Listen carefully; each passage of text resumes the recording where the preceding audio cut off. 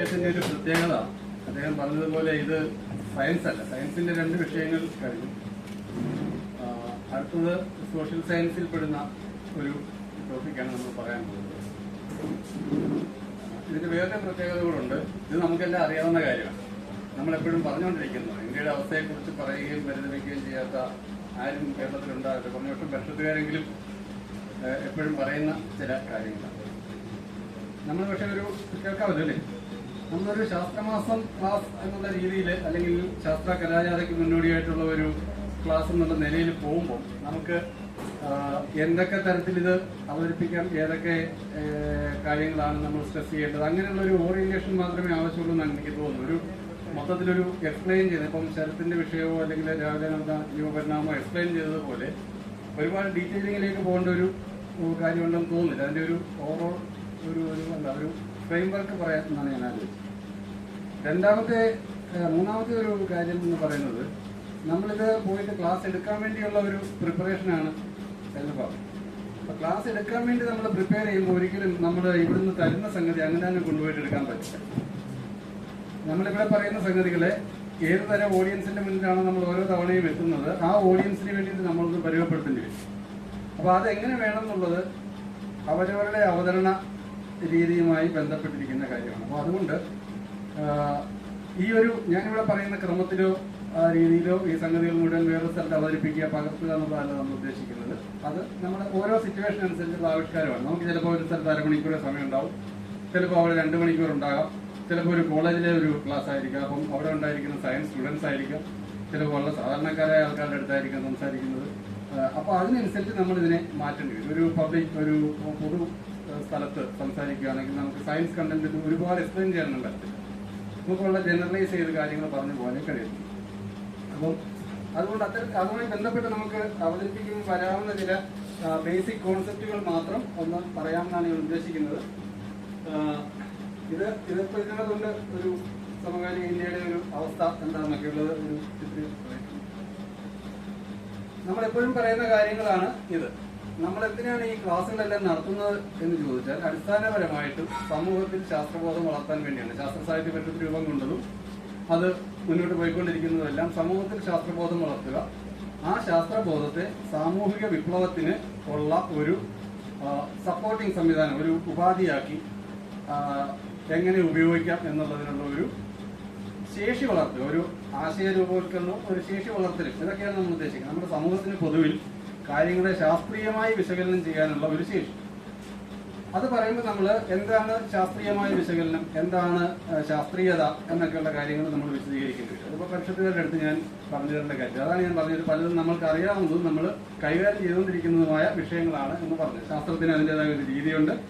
അത് നിരീക്ഷണത്തിന്റെ അടിസ്ഥാനത്തിലുള്ള നിഗമനം, ആ നിഗമനത്തിൽ പറഞ്ഞ കാര്യങ്ങൾ ശരി തന്നെയാണോ എന്ന് പരീക്ഷിച്ച് നോക്കൽ, പരീക്ഷണത്തിൽ ശരിയാണെന്ന് കണ്ടാൽ അതിനെ സിദ്ധാന്തമാക്കൽ, അത് ശരിയല്ല എന്ന് കണ്ടാൽ പുതിയ രീതിയിൽ പരീക്ഷിക്കുക, നമ്മുടെ അനുമാനത്തിൽ തെറ്റുണ്ടെന്ന് കണ്ടിട്ട് അനുമാനം പരിഷ്കരിക്കുകയോ ചെയ്യുക. ഓരോ ഘട്ടത്തിലും ഇതിനകത്ത് തിരുത്തലുകൾ വരാം. അങ്ങനെ ഒരു സിദ്ധാന്തമാക്കി കഴിഞ്ഞാലും വ്യത്യസ്ത സാഹചര്യങ്ങളിൽ ഈ സിദ്ധാന്തം ശരി തന്നെയാണോ എന്ന് വീണ്ടും വീണ്ടും നോക്കേണ്ടി വരും. ഇപ്പോൾ ഹബിളിന്റെ കാര്യമൊക്കെ ഇവിടെ ശരത്ത് പറഞ്ഞു. ഹബിൾ കോൺസ്റ്റന്റ്, ഹബിൾ ഒരു ഇക്വേഷൻ, ഹബിൾ ഒരു ഫോർമുല മുന്നോട്ട് വെക്കുകയാണ്. ഇതിങ്ങനെ തന്നെയാണോ ഇത് വികസിച്ചുകൊണ്ടിരിക്കുന്നത്? നമ്മൾ കാലാകാലം ഇത് പരീക്ഷിച്ചുകൊണ്ടിരിക്കും. ചിലപ്പം അടുത്ത വർഷം നമ്മൾ കണ്ടുപിടിക്കുകയാണ് ഇങ്ങനെ അല്ലാതെ കുറെ വികസനം നടക്കുന്ന ഒരു സ്ഥലത്തെന്ന് കണ്ടാൽ ഹബിളിന്റെ സിദ്ധാന്തത്തെ നമ്മൾ സ്വാഭാവികമായിട്ടും തിരുത്തേണ്ടി വരും. അപ്പൊ ഇങ്ങനെ നിരന്തരം തിരുത്തിക്കൊണ്ട് പോവുക എന്നുള്ളതാണ് പരീക്ഷിച്ചുറപ്പിക്കുകയും അത് തന്നെ വീണ്ടും പുതിയ സാഹചര്യങ്ങൾക്കനുസരിച്ച് നമ്മൾ വിലയിരുത്തിക്കൊണ്ടിരിക്കുകയും ആവശ്യമെങ്കിൽ വീണ്ടും തിരുത്തുകയും മെച്ചപ്പെടുത്തുകയും ഒക്കെ ചെയ്തുകൊണ്ടിരിക്കുന്ന ഒരു രീതിയാണ് ശാസ്ത്രത്തിന്. ഒരു സ്റ്റാഗ്നന്റായ രീതിയല്ല, മറിച്ച് അനുക്ഷണം വികസിക്കുന്ന ഒരു രീതിയാണ് ശാസ്ത്രത്തിന്റെ അറിവ് ഉൽപാദനവും അറിവ് വികസനവും. അത് ഇന്നത്തെ കാലത്ത്, ആധുനിക കാലത്ത് അത് ഉപകരണബദ്ധമാണ്. നമ്മുടെ ഈ ശാസ്ത്ര അന്വേഷണങ്ങളെല്ലാം തന്നെ ഇന്ന് ഉപകരണബദ്ധമാണ്. പ്രാചീന കാലത്ത് നമ്മളിപ്പോ കണത്തെ കുറിച്ച് പറഞ്ഞെന്നോ അല്ലെങ്കിൽ ആരെങ്കിലും യൂണിവേഴ്സിറ്റി പ്രപഞ്ചത്തെ കുറിച്ച് പറഞ്ഞെന്നോ സൗരയൂഥത്തെ കുറിച്ച് പറഞ്ഞെന്നോ ഒക്കെ പറയുമ്പോൾ കെപ്ലറുടെ കാലത്തോ അല്ലെങ്കിൽ അതിനു മുമ്പൊക്കെയുള്ള കാലത്തോ ഒന്നും, അതായത് ഗലീലിയോ ടെലിസ്കോപ്പ് ഉപയോഗിച്ച് പുറത്തേക്ക് നോക്കുന്നത് വരെ ഒരു ഉപകരണബദ്ധമായ പ്രപഞ്ച നിരീക്ഷണം അല്ലെങ്കിൽ പ്രകൃതി നിരീക്ഷണം നമുക്ക് ഉണ്ടായിരുന്നില്ല. അപ്പം എന്നാൽ ഇന്നത്തെ ആധുനിക ശാസ്ത്രം എന്ന് നമ്മൾ പറയുന്ന, സയൻസ് എന്ന് നമ്മൾ വിളിക്കുന്ന ആധുനിക ശാസ്ത്രം ഉപകരണബദ്ധമാണ്. അതിലെന്ത് സിദ്ധാന്തം അംഗീകരിക്കണമെങ്കിലും അത് തെളിവധിഷ്ഠിതമായിരിക്കണം. അല്ലാതെ വെറുതെ ഒരാൾക്ക് എത്ര പാണ്ഡിത്യമുള്ള എത്ര പ്രാമാണ്യമുള്ള ഒരു ശാസ്ത്രജ്ഞനോ ശാസ്ത്രജ്ഞയോ വന്നിട്ട് ഇതിങ്ങനെയാണ് എന്ന് പറഞ്ഞതുകൊണ്ട് മാത്രം അത് അംഗീകരിക്കപ്പെടത്തില്ല. അത് അംഗീകരിക്കണമെങ്കിൽ അതിന് ഇവർക്കെല്ലാം ബോധ്യപ്പെടുന്ന, ശാസ്ത്ര സമൂഹത്തിനാകെ ബോധ്യപ്പെടുന്ന തെളിവുകൾ ഉണ്ടായിരിക്കണം, തെളിവധിഷ്ഠിതമായിരിക്കണം. അതുപോലെ നമ്മളൊരു സിദ്ധാന്തം വെച്ചാൽ അതിനെ നമുക്ക് പരീക്ഷിച്ച് നോക്കാൻ പറ്റുന്നതായിരിക്കണം. തെറ്റാണെന്ന് തെളിയിക്കാനുള്ള സാധ്യതയുള്ളതായിരിക്കണം. തെറ്റാണെന്ന് തെളിയിക്കണമെന്നല്ല പറഞ്ഞു, പക്ഷെ തെറ്റാണെന്ന് തെളിയിക്കാൻ കൂടി അവസരം ഉണ്ടാകണം, നമുക്ക് ശ്രമിക്കാനുള്ള അവസരം ഉണ്ടാകണം. അങ്ങനെയുള്ള ഒന്നാണ്. അപ്പൊ ചോദ്യം ചെയ്യാനും ഉള്ളതാണ്, നവീകരിക്കപ്പെടുന്നതാണ്. ശാശ്വതമായ സത്യം എന്ന് പറയുന്ന ഒന്ന് സയൻസിലില്ല. നമ്മളത് ഓരോ നിമിഷവും അത് വികസിച്ചുകൊണ്ടിരിക്കും. അപ്പം അതാണ് ശാസ്ത്രത്തിന്റെ രീതി. അപ്പൊ ഈ ശാസ്ത്രത്തിന്റെ രീതി നമ്മുടെ വ്യക്തി ജീവിതത്തിലും സാമൂഹ്യ ജീവിതത്തിലും എങ്ങനെയൊക്കെ പ്രയോഗിക്കാം എന്നുള്ളതാണ് ശാസ്ത്ര സാഹിത്യ പരിഷത്ത് മുന്നോട്ട് വയ്ക്കുന്ന ആശയം. നമ്മുടെ സമൂഹത്തിൽ ഒരു പ്രശ്നം നിലനിൽക്കുന്നു. ആ പ്രശ്നത്തെ ശാസ്ത്രത്തിന്റെ രീതിയിൽ, അതായത് കാര്യകാരണബദ്ധമായിട്ട് വിശകലനം ചെയ്യുകയും ആ കാര്യകാരണ ബന്ധം കണ്ടുപിടിച്ചിട്ട് ഈ പ്രശ്നത്തിനുള്ള പരിഹാരം എന്താണെന്ന് വളരെ ശാസ്ത്രീയമായി നമ്മൾ കണ്ടെത്തുകയും അതിനെ പ്രായോഗിക തലത്തിലേക്ക് കൊണ്ടുവരികയും ചെയ്യുക. അതാണ് നമ്മൾ സമൂഹത്തിൽ ക്രമാനുഗതമായി വരുന്ന മാറ്റം എന്ന് പറയുന്നത്. വിപ്ലവം എന്ന് പറയുമ്പോൾ പെട്ടെന്നുണ്ടാകുന്ന മാറ്റം. അപ്പൊ ആ സാമൂഹിക വിപ്ലവത്തിന് ഈ ശാസ്ത്രത്തിന്റെ രീതി നമ്മുടെ വ്യക്തി ജീവിതത്തിൽ നമ്മൾ പലപ്പോഴും ഈ സമീപനം സ്വീകരിക്കാറ്. നമ്മൾ അറിയാതെ തന്നെ നമ്മൾ ഇത്തരം രീതികൾ സ്വീകരിച്ച് പോകാറ്. നമ്മൾ എപ്പോഴും പറയുന്ന ഒരു ഉദാഹരണമാണ്, വീട്ടമ്മ സാമ്പിളിംഗ് തിയറി അറിഞ്ഞിട്ടല്ല ചോറെടുത്തിട്ട് വെന്തോന്ന് നോക്കുന്നത്. ഒരു സ്പൂൺ ചോറ് എടുത്ത് തലയുണ്ട് അല്പം ചോറെടുത്തിട്ട് അത് രണ്ടെണ്ണം ഞെക്കി നോക്കിയാൽ മുഴുവനും വെന്തു എന്ന നിഗമനത്തിലേക്ക് എത്തിച്ചേരുന്നത് അവർ സാമ്പിളിംഗ് തിയറി അറിഞ്ഞുകൊണ്ടല്ല, പക്ഷേ സാമ്പിളിംഗ് തിയറിയാണ് അവരവിടെ പ്രയോഗിക്കുന്നത്. ഇത്തരത്തിൽ ജീവിതത്തിൽ നമ്മൾ പലപ്പോഴും ശാസ്ത്രത്തിന്റെ രീതികൾ പ്രയോഗിക്കുന്നുണ്ട്, വളരെ സാധാരണ തലങ്ങളിൽ തന്നെ. അപ്പൊ ആ ഒരു ശാസ്ത്രത്തിന്റെ രീതിയെ സാമൂഹ്യ പ്രശ്നങ്ങളുടെയും വ്യക്തി ജീവിതത്തിലെയും ഒക്കെ ജീവിതത്തിലെയും സമൂഹത്തിലെയും പ്രശ്നങ്ങൾ പരിഹരിക്കുന്നതിലേക്ക് എങ്ങനെ പ്രയോഗിക്കാം എന്നുള്ളത് ഒരു സമൂഹത്തെ പ്രാപ്തമാക്കലാണ് ശാസ്ത്ര സാഹിത്യ പരിഷത്തിന്റെ ധർമ്മമായിട്ട് നമ്മൾ തീരുമാനിച്ചിട്ടുള്ളത്. അതാണ് ശാസ്ത്രം സാമൂഹിക വിപ്ലവത്തിന് എന്നുള്ള മുദ്രാവാക്യത്തിൽ അന്തർലീനമായിരിക്കുന്ന ആശയം. ശാസ്ത്രബോധം എന്ന് പറഞ്ഞ ഒരു സംഗതി ഒരാളിൽ ഉത്പാദിപ്പിക്കണമെങ്കിൽ, ഒരാളിൽ രൂപപ്പെടുത്തണമെങ്കിൽ അതിന് അടിസ്ഥാനപരമായി വേണ്ട ചില വിജ്ഞാനങ്ങളുണ്ട്, ചില വിജ്ഞാന മേഖലകൾ. അതാണ് നമ്മളിപ്പോ ഈ ശാസ്ത്രമാസം ക്ലാസ്സിലൂടെയും ഇവിടെ അവതരിപ്പിക്കാൻ ശ്രമിക്കുന്നത്. ഒന്ന്, പ്രപഞ്ചത്തെക്കുറിച്ചുള്ള ഒരു ബോധം. എന്താണ് പ്രപഞ്ചം, അതെങ്ങനെയാണ് രൂപപ്പെട്ടിരിക്കുന്നത്, അതെങ്ങനെയാണ് മാറിക്കൊണ്ടിരിക്കുന്നത്. അപ്പൊ പ്രപഞ്ചത്തെക്കുറിച്ച് തന്നെ ഒരു കൃത്യമായ ബോധം ഉണ്ടാകുന്നതോടെ പ്രപഞ്ചത്തെ സംബന്ധിച്ച് നമ്മുടെ മനസ്സിലുള്ള, അല്ലെങ്കിൽ സമൂഹത്തിൽ പലരുടെയും മനസ്സിലുള്ള ഒരുപാട് തെറ്റായ ധാരണകൾ നമുക്ക് തിരുത്താൻ കഴിയും. ഇപ്പൊ പലരും പറയാം ഈ പ്രപഞ്ചം ഉണ്ടായതിനെ കുറിച്ച് ഉറപ്പ് പ്രപഞ്ചം ദൈവം ഉണ്ടാക്കിയതാണോ അല്ലയോ എന്നൊക്കെയുള്ള ചർച്ചകൾ വരാറുണ്ട്. ശാസ്ത്ര സാഹിത്യ പരിഷത്ത് അതിനകത്ത് കയറി ആണെന്നോ അല്ലെന്നൊന്നും പറയാറില്ല. ഇങ്ങനെയാണ് എന്നുള്ള കാര്യങ്ങൾ പറയുന്നതോടുകൂടി ചോദിക്കുന്ന ആൾക്ക് കാര്യം മനസ്സിലാവും എന്താണെന്ന്. അപ്പൊ അവിടെ ഒരു ഡിബേറ്റിന്റെയോ അല്ലെങ്കിൽ ഒരു തർക്കത്തിന്റെയോ ഒന്നും തരത്തിലേക്ക് പോകാതെ നമ്മൾ വസ്തുതകൾ പറയുകയാണ് ചെയ്യുക. ആ വസ്തുതകൾ പറയുന്നതിലൂടെ നമ്മുടെ ശ്രോതാവിന്റെ അല്ലെങ്കിൽ നമ്മുടെ മുന്നിലുള്ള സദസ്സിലുള്ള ആളുടെ മനസ്സിൽ അത് സംബന്ധിച്ചൊരു വ്യക്തമായ ആശയം നമ്മൾ രൂപപ്പെടുത്തുക. പ്രപഞ്ചം ഇന്ന തരത്തിലാണ്, ഇന്ന് കാണുന്ന പ്രപഞ്ചം ഇന്ന തരത്തിലാണ് രൂപപ്പെട്ടിട്ടുള്ളത്. അതിനു മുമ്പും പ്രപഞ്ചം ഉണ്ടായിരുന്നിരിക്കാം, അത് വേറൊരു തരത്തിലായിരുന്നിരിക്കാം. സിംഗുലാരിറ്റി എങ്ങനെ ഫോം ചെയ്തു, സിംഗുലാരിറ്റിക്ക് മുമ്പ് എന്തായിരുന്നു, ഇതൊക്കെ ചോദ്യങ്ങളാണ്. അതിനെക്കുറിച്ച് പറഞ്ഞാൽ നമ്മുടെ ഇന്നത്തെ ഫിസിക്സ് എന്ന് പറഞ്ഞാൽ ഇന്നത്തെ മാറ്ററിനെയും ഇന്നത്തെ എനർജിയെയും ഇന്നത്തെ മറ്റ് പലതരം ബലങ്ങളെയും ഒക്കെ സംബന്ധിച്ചുള്ള പഠനം മാത്രമാണ്. അതിന്റെ ഇക്വേഷനുകളും അതിന്റെ സിദ്ധാന്തങ്ങളും കാര്യങ്ങളും ഒക്കെയാണ് നമ്മുടെ ഇന്നത്തെ ഫിസിക്സിലുള്ളത്. ഇന്നത്തെ ഫിസിക്സിന് നിർവചിക്കാവുന്ന സാഹചര്യങ്ങളായിരുന്നില്ല ഈ സിംഗുലാരിറ്റിയിലും അതിനു മുമ്പും ഉണ്ടായിരുന്നത്. അതുകൊണ്ട് അതിനെക്കുറിച്ച് നമുക്ക് ഇപ്പൊ തൽക്കാലം പറയാൻ നിർവാഹമില്ല. ഒരുപക്ഷെ എന്തെങ്കിലും നമ്മൾ അത്തരം കാര്യങ്ങളിലേക്ക് എത്തിക്കൂടായി, അത്തരം ആശയങ്ങൾ വികസിപ്പിക്കാൻ കഴിയുമോ എന്ന് ചോദിച്ചാൽ ഇല്ല എന്ന് അൾട്ടിമേറ്റ് ആയിട്ട് പറയാനൊന്നും എനിക്ക് കഴിയുന്നില്ല. അപ്പൊ ഏതായാലും പ്രപഞ്ചത്തെക്കുറിച്ചുള്ള ഒരു ബോധം, അത് തന്നെ സ്ഥൂല പ്രപഞ്ചത്തെക്കുറിച്ച് മാത്രം പോരാ, സൂക്ഷ്മ പ്രപഞ്ചത്തെക്കുറിച്ചും വേണം. സൂക്ഷ്മ പ്രപഞ്ചത്തെക്കുറിച്ച് നമ്മൾ പഠിച്ചാലാണ് ജീവൻ ഉത്ഭവിച്ചത് എങ്ങനെ തുടങ്ങിയ കാര്യങ്ങളിലേക്ക് എത്താൻ പറ്റും. മാത്രമല്ല ഇവിടെ നിന്ന് സ്ഥൂല പ്രപഞ്ചത്തെക്കുറിച്ച് ശരത്ത് വിശദീകരിച്ചതിൽ തന്നെ ഇതിന്റെ മുഴുവൻ രൂപപ്പെടൽ ഉണ്ടായിട്ടുള്ളത് മൗലിക കണങ്ങളിൽ നിന്നാണ്. ക്വാർക്കുകളിലോ അല്ലെങ്കിൽ ഇലക്ട്രോണോ അല്ലെങ്കിൽ മറ്റ് മുമ്പേ പറഞ്ഞ തരം പലതരം മൗലിക കണങ്ങളിൽ നിന്നാണ് ഉണ്ടായിട്ടുള്ളത്. അവിടെ വരുമ്പോഴേക്കും നമ്മൾ ഈ സൂക്ഷ്മ പ്രപഞ്ചത്തിലേക്ക് എത്തുകയാണ്. അപ്പൊ ഈ സൂക്ഷ്മ പ്രപഞ്ചത്തിലെ കണങ്ങളും അല്ലെങ്കിൽ മൂലകങ്ങളും കൂടിച്ചേർന്നിട്ടാണ് ജീവൻ ഉണ്ടായതെന്ന് രാവിലത്തെ ക്ലാസ്സിൽ നമ്മൾ കേട്ടു. അപ്പം ഇതെല്ലാം മനസ്സിലാക്കിയാൽ മാത്രമേ ഒരു പ്രപഞ്ചത്തെയും ജീവനെയും എല്ലാം കുറിച്ചുള്ള ഒരു സമഗ്ര ചിത്രം ഒരു മനുഷ്യനിൽ ഉണ്ടാക്കാൻ പറ്റൂ. അങ്ങനെ ഉണ്ടാക്കുന്നതോടുകൂടി മാത്രമേ ആ ആൾക്ക് ഒരു ശാസ്ത്രബോധമുണ്ട് എന്ന് നമുക്ക് പറയാൻ കഴിയും. അതുകൊണ്ടാണ് നമ്മൾ അത്തരം വിഷയങ്ങൾ എടുത്തിരിക്കുന്നത്. അതുപോലെ മനുഷ്യന്റെ ഉൽപ്പത്തി വികാസങ്ങൾ, ജീവന്റെ പരിണാമത്തിന്റെ തന്നെ ഏറ്റവും അവസാനം ഉണ്ടായിട്ടുള്ള ഒരു സവിശേഷമായ ഘട്ടമാണ്. ഒരു 2 ലക്ഷം വർഷത്തിനുള്ളിലുണ്ടായ ഘട്ടമാണ് മനുഷ്യന്റെ ഇന്ന് കാണുന്ന ഹോമോസാപ്പിയൻ എന്ന് പറയുന്ന മനുഷ്യ വിഭാഗത്തിന്റെ രൂപവൽക്കരണം, അതിന്റെ രൂപം കൊള്ളലും വികാസവും. അതിനു മുമ്പ് ഹോമോ ഇറക്ടസ് എന്നൊക്കെ പറഞ്ഞ് കുറെ ഹോമോ സീരീസിൽ തന്നെ കുറേയുള്ള ജീവികൾ ഉണ്ടായിട്ടുണ്ട്. അതിൽ പലതും നമ്മുടെ ഹോമോസാപ്പിയൻസ് ജീവിച്ച കാലത്ത് പാരലായിട്ട് ജീവിക്കുകയും നശിച്ചു പോവുകയും ചെയ്തിട്ടുണ്ട്. ആസ്ട്രലോപിതേക്കസ് പോലുള്ള വിഭാഗങ്ങൾ നമ്മളുടെ കൂടെ തന്നെ കുറെ കാലം ജീവിച്ചിട്ടുണ്ട്. ഹോമോസാപ്പിയൻസിന്റെ കൂടെ തന്നെ കുറെ കാലം ജീവിച്ചിട്ടുണ്ട്. അവരും പല കാരണങ്ങളാൽ പിന്നീട് വംശനാശം സംഭവിച്ചു പോയിട്ടുണ്ട്. ആസ്ട്രലോപിതേക്കസിന്റെയും അതുപോലെ ഡെനിസോവൻ എന്ന് പറയുന്ന വിഭാഗത്തിന്റെയും ഒക്കെ ജീനുകളുടെ അംശങ്ങൾ ഇന്നത്തെ ഹോമോസാപ്പിയൻസ് ആയിട്ടുള്ള ആൾക്കാരിൽ ഭൂമിയിൽ പല സ്ഥലത്തുമുള്ള ആളുകളുടെ ജീനുകളിൽ ഏറിയും കുറഞ്ഞും 3% വരെയൊക്കെയുള്ള അളവിൽ പലരുടെയും ജീനുകളിൽ കണ്ടെത്തിയിട്ടുണ്ട്. അപ്പൊ അവരൊക്കെ തമ്മിൽ അന്ന് ശാരീരികമായി ബന്ധപ്പെടുകയൊക്കെ ചെയ്തിട്ടുണ്ടായിരിക്കാം. അങ്ങനെ മനുഷ്യജീവന്റെ പരിണാമം വളരെ നമ്മൾ വിശദമായിട്ട്, കാരണം ഇതൊക്കെയാണ് ആളുകളുടെ മനസ്സിൽ അന്ധവിശ്വാസം വളർത്താൻ എപ്പോഴും ഇടയാക്കുന്ന കാര്യങ്ങൾ. ഇതൊക്കെ എങ്ങനെ ഉണ്ടായി, ഇതൊക്കെ എങ്ങനെ ഇങ്ങനെ നിലനിൽക്കുന്നു, ഇത്തരം ചോദ്യങ്ങളാണ്. ആ ചോദ്യങ്ങളിലേക്ക്, അതിന്റെ ഉത്തരങ്ങളിലേക്ക് നമുക്ക് എത്തിക്കാൻ പറ്റണം എന്നുള്ളതാണ്. പിന്നെ നമ്മളെ സംബന്ധിച്ചിടത്തോളം വളരെ പ്രസക്തമാണ് സമൂഹത്തിന്റെ വികാസ പരിണാമങ്ങൾ. ഈ സമൂഹം എങ്ങനെയാണ് കാട്ടിൽ രൂപം കൊണ്ടു എന്ന് പറയുന്ന ഹോമോസാപ്പിയൻസ് എങ്ങനെയാണ് പിന്നീട് ഒരു സാമൂഹ്യ ജീവിയായി മാറിയത്, ആ സാമൂഹ്യ ജീവി ഏതെല്ലാം തരത്തിൽ അവരുടെ സമൂഹത്തെ വികസിപ്പിക്കുകയും ആ സമൂഹത്തെ നിലനിർത്താൻ വേണ്ടി എന്തെല്ലാം കാര്യങ്ങൾ അതിൽ ആവിഷ്കരിക്കുകയും ചെയ്തു, എങ്ങനെ നമ്മുടെ മൂല്യങ്ങൾ എന്നൊക്കെ നമ്മളിന്ന് വിളിക്കുന്ന പല സാധനങ്ങളും അങ്ങനെ ഉണ്ടാകുന്നതാണ്. ഓരോ കാലഘട്ടത്തിലെ സമൂഹത്തിന് നിലനിൽക്കാൻ അതാത് കാലങ്ങളിൽ ഉണ്ടായി വരുന്ന കാര്യങ്ങളാണ് മൂല്യങ്ങളും. അങ്ങനെ ആ മനുഷ്യ സമൂഹത്തിന്റെ വികാസ പരിണാമത്തിന്റെ ഒരു ഘട്ടത്തിലാണ് സയൻസ് എന്ന് നമ്മളിന്ന് വിളിക്കുന്ന ആധുനിക വിജ്ഞാന മേഖലകൾ വികസിക്കുന്നത്. അപ്പൊ സയൻസിന്റെ ഉൽപ്പത്തി വികാസങ്ങൾ നമ്മൾ പഠിക്കുന്നുണ്ട്. സയൻസിന്റെ ചരിത്രം വളരെ രസകരമാണ്. അത് എങ്ങനെയാണെന്നൊക്കെ ഉള്ളത് ഇതുപോലെ വേറൊരു പ്രത്യേക ക്ലാസ്സിൽ പറയേണ്ടതാണ്. അപ്പോൾ ഇതുപോലെ ഇത്രയും ഒരു 4-5 വിഷയങ്ങൾ, ആ മുകളിൽ പറഞ്ഞിരിക്കുന്ന 4-5 വിഷയങ്ങളെങ്കിലും നമ്മൾ പഠിക്കുന്നതോടുകൂടി മാത്രമേ ഒരാളിൽ ശാസ്ത്രബോധത്തിന്റെ അടിസ്ഥാന ധാരണകൾ രൂപപ്പെട്ടു എന്ന് നമുക്ക് കരുതാനാവും. അപ്പൊ അതുകൊണ്ടാണ് ശാസ്ത്ര സാഹിത്യ പരിഷത്ത് ഇപ്പോഴല്ല 70കൾ മുതൽ തന്നെ പ്രകൃതി ശാസ്ത്രം സമൂഹം എന്നുള്ള ക്ലാസ്സുകൾ എടുക്കുമ്പോഴായാലും പിന്നീട് നാം ജീവിക്കുന്ന ലോകം എന്ന് പറഞ്ഞിട്ട് ഭൗതിക ലോകം, ജീവലോകം, ശാസ്ത്രലോകം, നാളത്തെ ലോകം എന്ന് പറഞ്ഞ 4 ക്ലാസ്സുകൾ എടുക്കുമ്പോഴായാലും ഈ ഘട്ടത്തിലെല്ലാം പരിഷത്ത് ഊന്നിയിരുന്നത് ഈ വിഷയങ്ങളിൽ തന്നെയാണ്. ഭൗതിക പ്രപഞ്ചം, ജീവപ്രപഞ്ചം, അതിൽ തന്നെ സ്ഥൂല സൂക്ഷ്മങ്ങൾ, മനുഷ്യന്റെ ഉൽപ്പത്തി വികാസങ്ങൾ, സമൂഹത്തിന്റെ വികാസ പരിണാമങ്ങൾ, ഇതൊക്കെ തന്നെയാണ്. ഇത്രയും കാര്യങ്ങളെങ്കിലും മനസ്സിലാക്കുന്ന ഒരാൾക്ക് മാത്രമേ നമുക്ക് ഒരു നല്ല ശാസ്ത്ര സാഹിത്യ പരിഷത്തിന്റെ പ്രവർത്തകയോ ആവുകയും അത് മറ്റുള്ളവരിലേക്ക് ആശയം എത്തിച്ചിട്ട് സമൂഹത്തെ ശാസ്ത്രബോധമുള്ളതാക്കി മാറ്റുകയും ചെയ്യാൻ കഴിയും. അതാണ് ഈ ക്ലാസ്സുകളുടെ ഒരു പ്രത്യേകത. ഈ ശാസ്ത്രം വരുന്നതോടുകൂടി അന്ധവിശ്വാസങ്ങൾ ഇല്ലാതാണെന്ന് നമ്മളെപ്പോഴും പറയുന്ന ഒരു എക്സാമ്പിളാണ്. എന്റെ കുട്ടിക്കാലത്തൊക്കെ യക്ഷി ഉണ്ടായിരുന്നു. ശരി, ഞങ്ങളുടെ നാട്ടിലൊക്കെ ഈ പല്ലും എന്റെ അപ്പച്ചി അതുപോലുള്ള മുതിർന്ന ആളുകളൊക്കെ പറയുന്നത് അതുവഴിയൊന്നും രാത്രി പോകരുത്, അവിടെ യക്ഷി ഉണ്ട്, പനയിലും മറ്റേതുണ്ട്, അല്ലെങ്കിൽ പാലയിലുണ്ട്. അവർ വിശ്വസിക്കുകയാണ് ശരി. അവരുടെ ദേഹത്തൊക്കെ എന്തെങ്കിലും അവരറിയാതെ എന്തെങ്കിലും ചെറിയ പോറലുകളൊക്കെ കണ്ടാൽ അത് ഈനാമ്പറ്റി മാന്തിയതാണ്, ഈനാമ്പറ്റി മണ്ണിൽ മാന്തിയാൽ നമ്മുടെ ദേഹത്ത് പാടുവരും.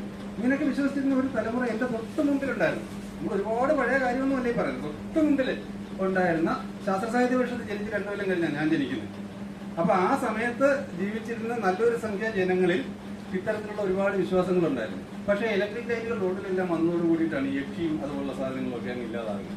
അപ്പോൾ ശാസ്ത്രത്തിന്റെ അല്ലെങ്കിൽ സാങ്കേതിക വിദ്യയുടെ ഒരു മുന്നേറ്റം എങ്ങനെയാണ് ഒരു വിശ്വാസത്തെ ഇല്ലാതാക്കിയത്, നമ്മുടെ കൺമുന്നിൽ ഇല്ലാതാക്കിയതെന്ന് കണ്ട ഒരാളാണ് ഞാൻ. അപ്പം ഞാൻ ഒരുപാട് യക്ഷിക്കഥകൾ, ശരിക്കുമുള്ള കഥകൾ, എന്റെ കുടുംബത്തിൽ ഏതോ ഒരു പഴയ കാർന്നവര് രക്ഷിയെ മന്ത്രവാദം നടത്തി തലയിൽ ആണിയടിച്ച് വീട്ടിൽ കൊണ്ടുവന്ന് ജോലിക്ക് നിർത്തിയ കഥയൊക്കെ ഞാൻ കേട്ട് വളർന്ന ഒരാളാണ്. പക്ഷേ അതൊക്കെ തന്നെയും ഒരു ഘട്ടത്തിൽ വളരെ പെട്ടെന്ന് തന്നെ ഇല്ലാതായി. ഇന്നത്തെ തലമുറയെടുത്ത് നമ്മൾ ഇതൊക്കെ പറയാൻ പോയാൽ നമ്മളെ അവര് ആക്ഷേപിക്കുന്ന സ്ഥിതി വരും. ശാസ്ത്രത്തിന്റെ നമ്മൾ ശാസ്ത്രബോധം ഉണ്ടാക്കാൻ ശ്രമിക്കുമ്പോൾ ശാസ്ത്രത്തിന്റെ ഒരു വഴി, വികാസ പരിണാമങ്ങളുടെ ഒരു കാലഘട്ടം നമ്മൾ അറിഞ്ഞിരിക്കണം. സ്വാഭാവികമായിട്ടും പ്രകൃതിയിൽ നിരീക്ഷിച്ച് അവൻ മനുഷ്യരുടെ ജീവിതത്തിൽ ഇനി അവൻ നിരക്കി പറഞ്ഞു പോകുന്ന ശീലങ്ങളുണ്ട്. ഒരു ജെൻഡർ ന്യൂട്രൽ യൂസേജ് അല്ല അവൻ എന്നുള്ളത്, അവർ മനുഷ്യർ. അപ്പം മനുഷ്യർ പ്രകൃതിയിൽ പലതരം വെല്ലുവിളികൾ നേരിട്ടപ്പോഴും അവർക്ക് പല ആവശ്യങ്ങളുണ്ടായപ്പോഴും അവർ പ്രകൃതിയെ നിരീക്ഷിക്കാൻ നിർബന്ധിതരായി. അങ്ങനെ പ്രകൃതിയെ നിരീക്ഷിച്ച് അതിന്റെ സവിശേഷതകൾ മനസ്സിലാക്കുകയും, അപ്പം വർഷത്തിലൊരിക്കലാണ് മഴ പെയ്യുന്നത് എന്ന് ഒരു സ്ഥലത്ത് ജീവിച്ച ആളുകൾ മനസ്സിലാക്കിയത് അവര് കുറെ കാലം വർഷം എന്താണെന്ന്, അല്ലെങ്കിൽ ഇതിന്റെ ഒരു സൈക്ലിക് ഇതിനെ കുറെ കാലം നിരീക്ഷിച്ച് മനസ്സിലാക്കിയ ശേഷമായിരിക്കും. അങ്ങനെയായിരിക്കും ഒരു കൃഷിയെ ക്രമീകരിച്ചിട്ടുണ്ടാവുക. മഴ ഇന്ന സമയത്ത് വരുന്ന നമുക്ക് ഇന്ന സമയമാകുമ്പോൾ അപ്പൊ സൂര്യൻ ചിലപ്പോൾ ഇങ്ങനെ തെക്കോട്ട് പോയിട്ട് വരുന്ന ഒരു സമയത്താണ് ഇവിടെ മഴ പെയ്യുന്നത് എന്നവര് ഇതിനെ തമ്മിൽ കോറിലേറ്റ് ചെയ്ത് കണ്ടുപിടിക്കുന്നു എന്ന് വെക്കുക. അത് ശരിയാണെന്ന് അവർക്ക് ബോധ്യം അങ്ങനെ അവർ മനസ്സിലാക്കും. അങ്ങനെയാണെങ്കിൽ സൂര്യൻ അവിടേക്ക് പോയിട്ട് ഇങ്ങോട്ട് വരുമ്പോൾ വന്നു തുടങ്ങുമ്പോൾ ഇവരെന്ത് ചെയ്യും? കൃഷിക്കുള്ള പ്രിപ്പറേഷൻസ് ചെയ്യും. ഇപ്പൊ കാർഷിക സമൂഹത്തിന് ഇത്തരം നിരീക്ഷണങ്ങൾ ആവശ്യമായിട്ടുണ്ട്. ഇത് അതുപോലെ നൈൽ നദിയുടെ കാര്യം നമ്മളെപ്പോഴും പറയാറുള്ളതാണ്. ഈജിപ്തിലെ ആൾക്കാർ എങ്ങനെയാണ് കൃഷി മാനേജ് ചെയ്തതെന്ന് വെച്ചാൽ അവർക്ക് നൈൽ വെള്ളപ്പൊക്കം ഉണ്ടാകുന്നത് മഞ്ഞുരുകുമ്പോഴാണ്. ആൽപ്സിലെ മഞ്ഞുരുകിയിട്ടാണ് അവിടെ വെള്ളപ്പൊക്കം ഉണ്ടാകുന്നത്. അപ്പൊ ആ വെള്ളപ്പൊക്കം ഉണ്ടാകുമ്പോൾ അവിടുത്തെ വയലിലേക്കെല്ലാം ഈ വെള്ളം എങ്ങനെ കയറും. അപ്പം ഇവരത് ചെയ്തിരുന്നത് ഈ വെള്ളത്തെ അവിടേക്ക് കയറ്റി വിടുകയും ആ എക്കലെല്ലാം അവിടെ അടിഞ്ഞ ശേഷം ഈ വെള്ളത്തെ ഒഴുക്കിക്കളയുകയും ചെയ്യും. അങ്ങനെ വളരെ ഫലഭൂയിഷ്ഠമായി മാറുന്ന വയലിലാണ് അവരെ കൃഷി ചെയ്യുക. അപ്പൊ അവർക്ക് ഈ നൈലിലെപ്പം വെള്ളം പൊങ്ങും എന്നുള്ളത് അറിയണമായിരുന്നു. നൈലിലെ വെള്ളപ്പൊക്കം അറിഞ്ഞാലേ അവർക്ക് കൃഷി പ്ലാൻ ചെയ്യാൻ പറ്റും. അപ്പൊ അതിനു വേണ്ടിയിട്ട് അന്നത്തെ പുരോഹിതരായിരുന്നു പല കാലത്ത് ഇത്തരം കാര്യങ്ങളിൽ ഈ വിജ്ഞാനം കൈയടക്കി വെക്കുകയും അതിന് നിരീക്ഷണങ്ങൾ നടത്തുകയും അത് മുതലാക്കി ജീവിക്കുകയൊക്കെ ചെയ്തവരും. അപ്പം അത്തരം ആളുകള് ഇതിങ്ങനെ നിരീക്ഷിച്ച് അവർ കണ്ടുപിടിച്ച ഒരു കാര്യമാണ് വെളുപ്പിന്റെ കിഴക്ക് സിറിയസ് നക്ഷത്രം ഉദിച്ചു തുടങ്ങുന്ന ആ സമയത്ത് അതിന്റെ അടുത്ത ദിവസങ്ങളിലാണ് നൈൽ നദിയിൽ വെള്ളപ്പൊക്കം ഉണ്ടാകുക. അപ്പൊ ഇവര് വെളുപ്പിനെ എണീറ്റ് അങ്ങോട്ട് നോക്കിയിരിക്കും. അപ്പൊ അവിടെ സിറിയസ് വെളുപ്പിനെ ഉദിക്കുന്നതായിട്ട് കാണുന്ന സമയത്ത് അവര് ഫറോവയെ അറിയിക്കും. അദ്ദേഹം വിളംബരം ചെയ്യുന്ന നൈൽ സിറിയസ് ഉദിച്ചിട്ടുണ്ട്, എല്ലാവരും കൃഷിക്കുള്ള പ്രവർത്തനങ്ങൾ ആരംഭിക്കുക. ഇങ്ങനെയാണ് ശാസ്ത്രം ഉണ്ടാകുന്നത്. പ്രകൃതിയിൽ നിരീക്ഷിച്ചിട്ട് നമ്മൾ ചില ജീവികൾ തന്നെ ചില അസുഖം വരുമ്പോൾ ചില പ്രത്യേക ഇലകൾ പറിച്ച് കഴിക്കുന്നതിനെ കുറിച്ചൊക്കെ നമ്മുടെ വിജയകുമാർ പ്ലാത്തൂരിന്റെ വീഡിയോകളിലൊക്കെ നമ്മൾ കാണാം. അപ്പൊ അതെങ്ങനെയാണ് ആ ഇല കഴിച്ചാൽ ഇങ്ങനെ അസുഖം മാറുമെന്ന് എങ്ങനെയോ അവരൊരു നിരീക്ഷണത്തിൽപ്പെടാം. അവരുടെ ബുദ്ധി ഏത് തരത്തിലാണെന്ന് എനിക്കറിയത്തില്ല. ഏതായാലും അവരങ്ങനെ ചില കാര്യങ്ങൾ മനസ്സിലാക്കി വെച്ചിരിക്കുന്നു. അത് അവര് തലമുറകളായിട്ട് ഇത് പ്രാക്ടീസ് ചെയ്യുന്നതൊക്കെ അത്ഭുതകരമായ കുറെ കാര്യങ്ങളുണ്ട്. അതുപോലെ മനുഷ്യരും ഇത്തരം നിരീക്ഷണങ്ങളിൽ നിന്നാണ് വരുന്നത്. കുറച്ച് കാര്യങ്ങൾ ഇവിടെ പറഞ്ഞത് ഞാൻ സ്കിപ്പ് ചെയ്യുകയാണ്. നമ്മുടെ ഭൂമി കേന്ദ്ര ആയിട്ടുള്ള സങ്കല്പം, അതിനുശേഷം സൂര്യകേന്ദ്രിതമായിട്ടുള്ള സങ്കല്പം വരുന്നു. ശരിക്കും കോപ്പർനിക്കസിനൊക്കെ മുമ്പ് തന്നെ സൂര്യനാണ് സൗരയൂഥത്തിന്റെ കേന്ദ്രം എന്നൊക്കെയുള്ള വാദങ്ങൾ ചിലർ പറഞ്ഞിട്ടുണ്ടെങ്കിലും അവർ എഴുതി വെച്ചതൊക്കെ പിന്നീട് നശിപ്പിക്കപ്പെടുകയോ ഒക്കെ ചെയ്ത് പിന്നീട് ചില പരാമർശങ്ങളിലൊക്കെ മാത്രം അരിസ്റ്റോട്ടലിലേക്ക് ചില പരാമർശങ്ങളിൽ കണ്ടിട്ട് ഇന്നയാളാണ് എന്നൊക്കെ പറഞ്ഞ് ഇങ്ങനെ ആട്രിബ്യൂട്ട് ചെയ്ത് കൊടുക്കുന്നുണ്ട്. പക്ഷെ കോപ്പർനിക്കസിന്റെ ഒക്കെ പേരിലാണ് അത് ആത്യന്തികമായിട്ട് കിടക്കുന്നത്. അപ്പം ഭൂമിയുടെ ഭ്രമണത്തെക്കുറിച്ച് ഇതൊക്കെ ഞാൻ വിശദീകരിക്കുന്നില്ല. കാരണം നമ്മൾ എവിടെയെങ്കിലും ക്ലാസ് എടുക്കാൻ പോവുകയാണെങ്കിൽ നമ്മൾ സ്വയം കുറെ റെഫർ ചെയ്തിട്ട് നമുക്ക് പോകാൻ പറ്റും. അല്ല നമ്മൾ അവരുടെ സ്ഥലത്ത് കേട്ടത് വെച്ചിട്ട് ഒരിക്കലും ക്ലാസ് എടുക്കാൻ പറ്റില്ല. നമ്മൾ നമ്മുടേതായിട്ടുള്ള കുറെ വർക്ക് ചെയ്യുന്നത്. അപ്പൊ ആ വർക്ക് ചെയ്യുമ്പം ഇത്തരം കാര്യങ്ങളൊക്കെ നമുക്ക് അതിനകത്തുനിന്ന് കിട്ടും എന്നുള്ളതാണ്. ഭൂമിയുടെ ചുറ്റളവ് കണ്ടുപിടിച്ചതും പിന്നെ ആദ്യം പ്രപഞ്ചമെല്ലാം 4 മൂലകങ്ങൾ കൊണ്ടാണെന്ന് യൂറോപ്യൻ ആൾക്കാരും 5 മൂലകങ്ങൾ കൊണ്ടാണെന്ന് ഇന്ത്യക്കാരും പഞ്ചഭൂതങ്ങൾ എന്നൊക്കെ നമ്മൾ പേരിട്ട് വെച്ച് അതുകൊണ്ടാണ് ഉണ്ടായത് എന്നൊക്കെ പറഞ്ഞു. വളരെ ബേസിക് ആയിട്ട് തരംദ്രാവകം വാതകം എന്നൊക്കെയുള്ള രൂപത്തിന് അവര് പൃഥ്വി അല്ലെ മണ്ണ് വെള്ളം വായു എന്നൊക്കെ പറഞ്ഞിട്ടുള്ള പേരിട്ട് 5 പേരൊക്കെ ഇട്ടത്. അത് നമുക്കിന്നറിയാം. 118 മൂലകങ്ങൾ നമ്മുടെ ആവർത്തന പട്ടികയിലുണ്ട്. പിന്നെ അല്ലാതുള്ള ചില മൂലകങ്ങൾ പ്രപഞ്ചത്തിൽ ഏതെങ്കിലുമൊക്കെ സ്ഥലങ്ങളിൽ ഉണ്ടാകാൻ സാധ്യതയുള്ള നമ്മൾ ലബോറട്ടറികളിലൊക്കെ ചില സമയത്ത് നിർമ്മിക്കുന്നുണ്ട്. അത് അധിക സമയമൊന്നും നിലനിൽക്കാറില്ല. ആ പരീക്ഷണത്തിൽ മാത്രം ഒന്ന് കണ്ടിട്ടെങ്കിലും മൂലകം സാധ്യതയുണ്ട് എന്ന് പറയുന്നത്. അങ്ങനെ മൂലകങ്ങൾ പുതുതായിട്ട് കൂട്ടിച്ചേർക്കപ്പെട്ടുകൊണ്ടിരിക്കുന്നു. ഈ ആറ്റത്തെ കുറിച്ചൊക്കെ പണ്ട് മുതൽ തന്നെ ചില സങ്കല്പങ്ങൾ ഉണ്ടാക്കിയിട്ടുണ്ട്. ഇപ്പൊ ഇയാള് കണാദൻ പറഞ്ഞിട്ടുള്ളത് അന്ന് എഴുതി വെച്ചത്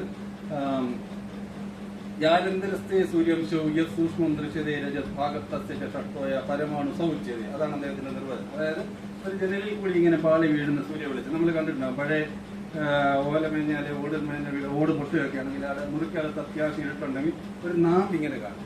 അപ്പൊ ആ സൂര്യാംശം അതിൽ ജനലിൽ കൂടെ വീഴുന്ന സൂര്യാംശത്തിൽ യത് സൂക്ഷ്മം ദൃശ്യതേ രജത് അതിലിങ്ങനെ ചില സാധനങ്ങൾ തിളങ്ങുന്ന സാധനങ്ങൾ കാണും. ആ തിളങ്ങുന്ന സാധനങ്ങളിൽ യത് സൂക്ഷ്മം ദൃശ്യതയെ കണ്ണുകൊണ്ട് കാണാവുന്നതിൽ ഏറ്റവും ചെറുത് ഏതാണോ അതിന്റെ ഭാഗത്തസ്യ ഷഷ്ടോയ പരമാണു സൗച്യത എന്ന് പറഞ്ഞാൽ കാണാവുന്ന ഏറ്റവും ചെറുതിന്റെ ഒരു സാധ്യതയാണ് ഈ പറയുന്നത്. ഇങ്ങനെ വീഴുന്ന വെളിച്ചത്തിനകത്ത് പറക്കുന്ന പൊടിയാണ് മനുഷ്യർക്ക് കാണാവുന്ന ഏറ്റവും ചെറിയ സാധനം. അതിന്റെ 8-1 ഭാഗത്തസ്യ ഷഷ്ടം എന്ന് പറഞ്ഞാൽ 6 അതിന്റെ 6-1 ആയിട്ടുള്ള, അതായത് കാണാൻ പറ്റുന്ന ഏറ്റവും ചെറുതിന്റെ 6-1 എന്ന് പറഞ്ഞാൽ കാണാൻ പറ്റാത്ത ഒന്നാണ് കണം എന്ന് ഒരാൾ നിർവചിക്കുക. അത് അന്നത്തെ ഒരു ആശയപരമായിട്ട് അവർ ചിന്തിച്ചുണ്ടാക്കുന്ന. പക്ഷെ ഇതിനൊന്നും ഉപകരണത്തിന്റെ തെളിവോ മറ്റു കാര്യങ്ങളും ഇല്ല. അതുപോലെ അന്ന് സമയത്തെക്കുറിച്ച് ഏറ്റവും ചെറിയ സമയം എന്താണ് എന്ന് അന്നത്തെ ഇന്ത്യയിലെ ആൾക്കാർ നിർവഹിച്ചു വെച്ചിരുന്നത് 2 താമരത്തളിർ ഇലകൾ. അവർക്കറിയാവുന്ന ഏറ്റവും സോഫ്റ്റായ 2 സാധനങ്ങളാണ്. 2 താമരത്തളിർ ഇലകൾ ചേർത്ത് വെച്ചിട്ട് അതിലൂടെ ഒരു കൂർത്ത സൂചി കുത്തി ഇറക്കുകയാണെങ്കിൽ അതിലെ മുകളിലത്തെ ഇലയുടെ അടിവശം കടന്ന് താഴത്തെ ഇലയുടെ മുകളിൽ എത്താൻ ആ സൂചി എടുക്കുന്ന സമയത്തെയാണ് ഏറ്റവും കുറഞ്ഞ സമയം എന്നവര് കണക്ക് കൂട്ടും. ഇതും കണക്ക് കൂട്ടുകയെന്ന് ചെയ്തില്ല, ആശയം ഇന്ന് നമ്മൾ പറയുന്നത് ഏറ്റവും ചെറിയ അതുപോലുള്ള ഒരു ദൂരത്തിൽ ഏറ്റവും വേഗം കൂടിയ ഒന്ന്, നമുക്കറിയാവുന്ന ഏറ്റവും വേഗം കൂടിയ ഒന്ന് പ്രകാശമാണ്. പ്രകാശത്തിന് കടന്നു പോകാൻ എടുക്കുന്ന സമയം എത്രയാണെന്നുള്ളതാണ് നമ്മുടെ ഏറ്റവും കുറഞ്ഞ സമയത്തിന്റെ നിർവചനങ്ങളിലൊന്ന്. അപ്പൊ ഇങ്ങനെയൊക്കെ പഴയ കാലത്തും ഇത്തരം ചിന്തകളും ആശയങ്ങളും ഒക്കെ ഉണ്ടായിരുന്നു. അതിനെല്ലാം കണ്ടിന്യൂറ്റി ഉണ്ടായിരുന്നു. പക്ഷെ ഇന്ത്യയിൽ എന്ത് സംഭവിച്ചെന്ന് വെച്ചാൽ ഇന്ത്യയിൽ എന്ത് സംഭവിച്ചു എന്നുള്ളതിലേക്ക് പിന്നെ വരെ എങ്കിലും പറഞ്ഞു തുടങ്ങിയ സ്ഥിതി വരെ ഇന്ത്യയിൽ എന്ത് സംഭവിച്ചെന്ന് വെച്ചാൽ പിന്നീട് ഇന്ത്യയിൽ ഈ വിജ്ഞാനം മുഴുവൻ ചില വിഭാഗങ്ങൾ കൈയടക്കുകയും മറ്റുള്ളവർക്ക് വിജ്ഞാനം ഉൽപ്പാദിപ്പിക്കുന്നതോ പങ്കിടുന്നതോ ആയ കാര്യങ്ങളിൽ റോൾ ഇല്ലാതാകുകയും ചെയ്തു. അങ്ങനെ ചെയ്യുന്നത് കുറ്റവും ശിക്ഷാർഹവും ഒക്കെ ആക്കി മാറ്റം നിർത്തിയിരുന്നു. അതാണ് നമ്മൾ ചാദർ പറഞ്ഞ ജാതി വ്യവസ്ഥ എന്ന് പറയുന്നത്. ജാതി വ്യവസ്ഥ വന്നത് അതുവരെ ലോഹവിദ്യ നടത്തിയിരുന്ന ആളാണ് അതിന്റെ സയൻസ് കൈകാര്യം ചെയ്തിരുന്നത്. അയാൾ എങ്ങനെയാണ് 2 ലോഹങ്ങൾ ചേർത്താൽ മൂന്നാമതൊരു ലോഹം എങ്ങനെ ഉണ്ടാകും, അല്ലെങ്കിൽ 3 ലോഹങ്ങൾ ഏതളവിൽ ചേർത്താലാണ് നല്ല ഓടുണ്ടാവുക, അല്ലെ തുരുമ്പിക്കാത്ത ഇരുമ്പ് എങ്ങനെ ഉണ്ടാക്കാം, ഇതൊക്കെ അന്നത്തെ അല്ലെങ്കിൽ ആറന്മുള കണ്ണാടി ഉണ്ടാക്കുന്നതൊന്നും മോഡേൺ സയൻസ് അല്ല, അന്നത്തെ കാലത്തുള്ള അവരുടെ ശാസ്ത്രവിജ്ഞാനം വെച്ചിട്ടാണ്. അപ്പൊ ഈ ലോഹവിദ്യ കൈകാര്യം ചെയ്ത ആൾക്കാർക്കാണ് അതിന്റെ മെറ്റലർജി എന്ന് നമ്മൾ വിളിക്കുന്ന സയൻസിന്റെ അതിരൂപങ്ങൾ അറിയാമായിരുന്നത്. അല്ലെങ്കിൽ ആയുർവേദം പോലുള്ള ചികിത്സാ രീതികൾ ലോകത്തെ എല്ലാ രാജ്യങ്ങളിലും പലതരം ചികിത്സാ രീതികളുണ്ട്. ഇത് പ്രാക്ടീസ് ചെയ്തുകൊണ്ടിരുന്ന ആളുകൾക്കായിരുന്നു അതിന്റെ പാണ്ഡിത്യം ഉണ്ടായിരുന്നു.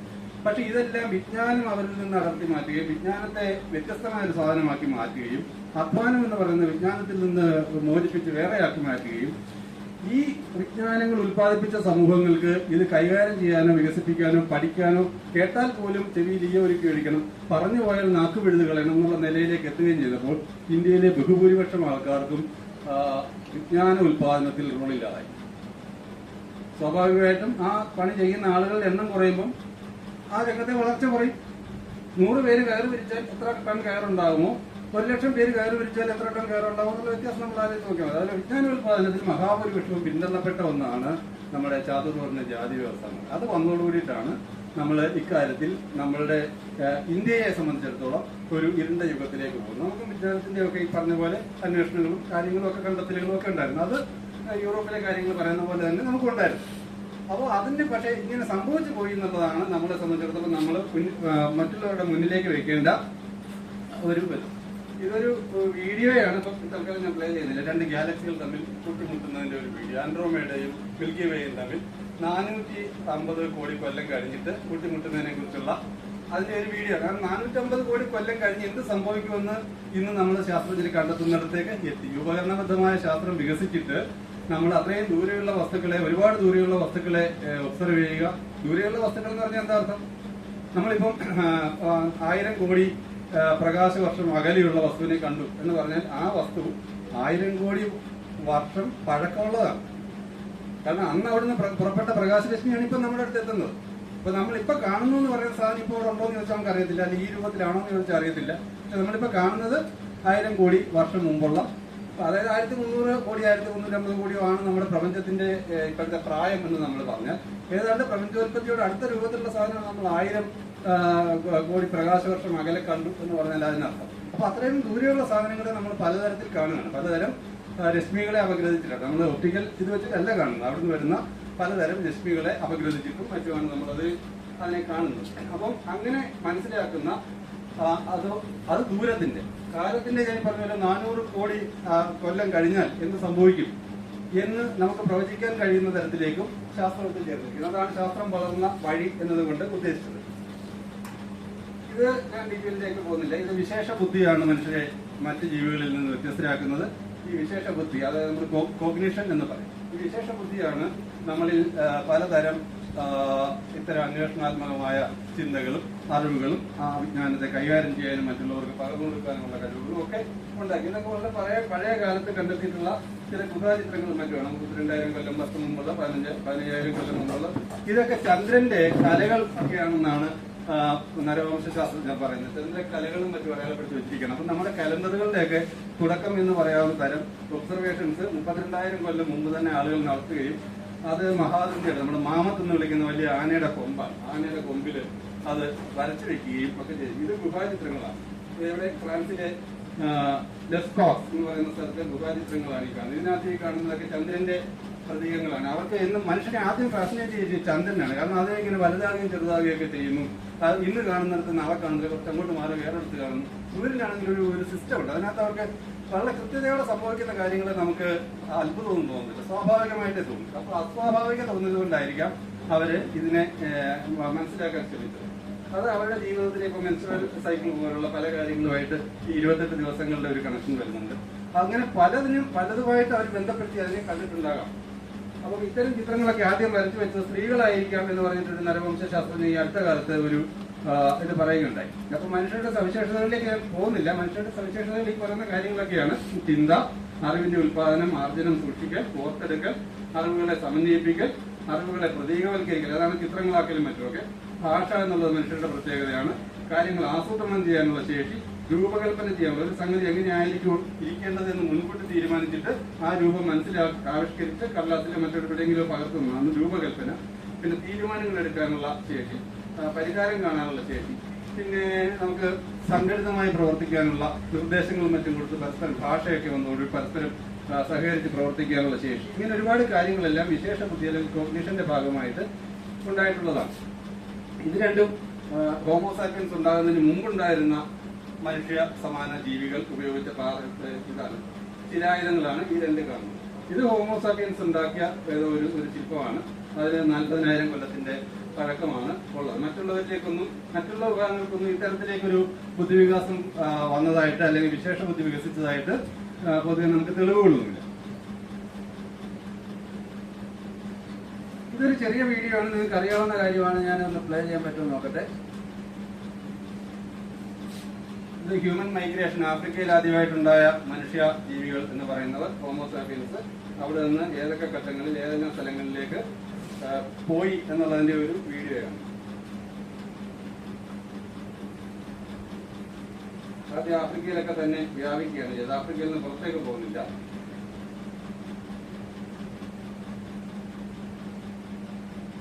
പിന്നെ ആഫ്രിക്കയിൽ നിന്ന് പുറത്ത് കിടക്കുന്നു.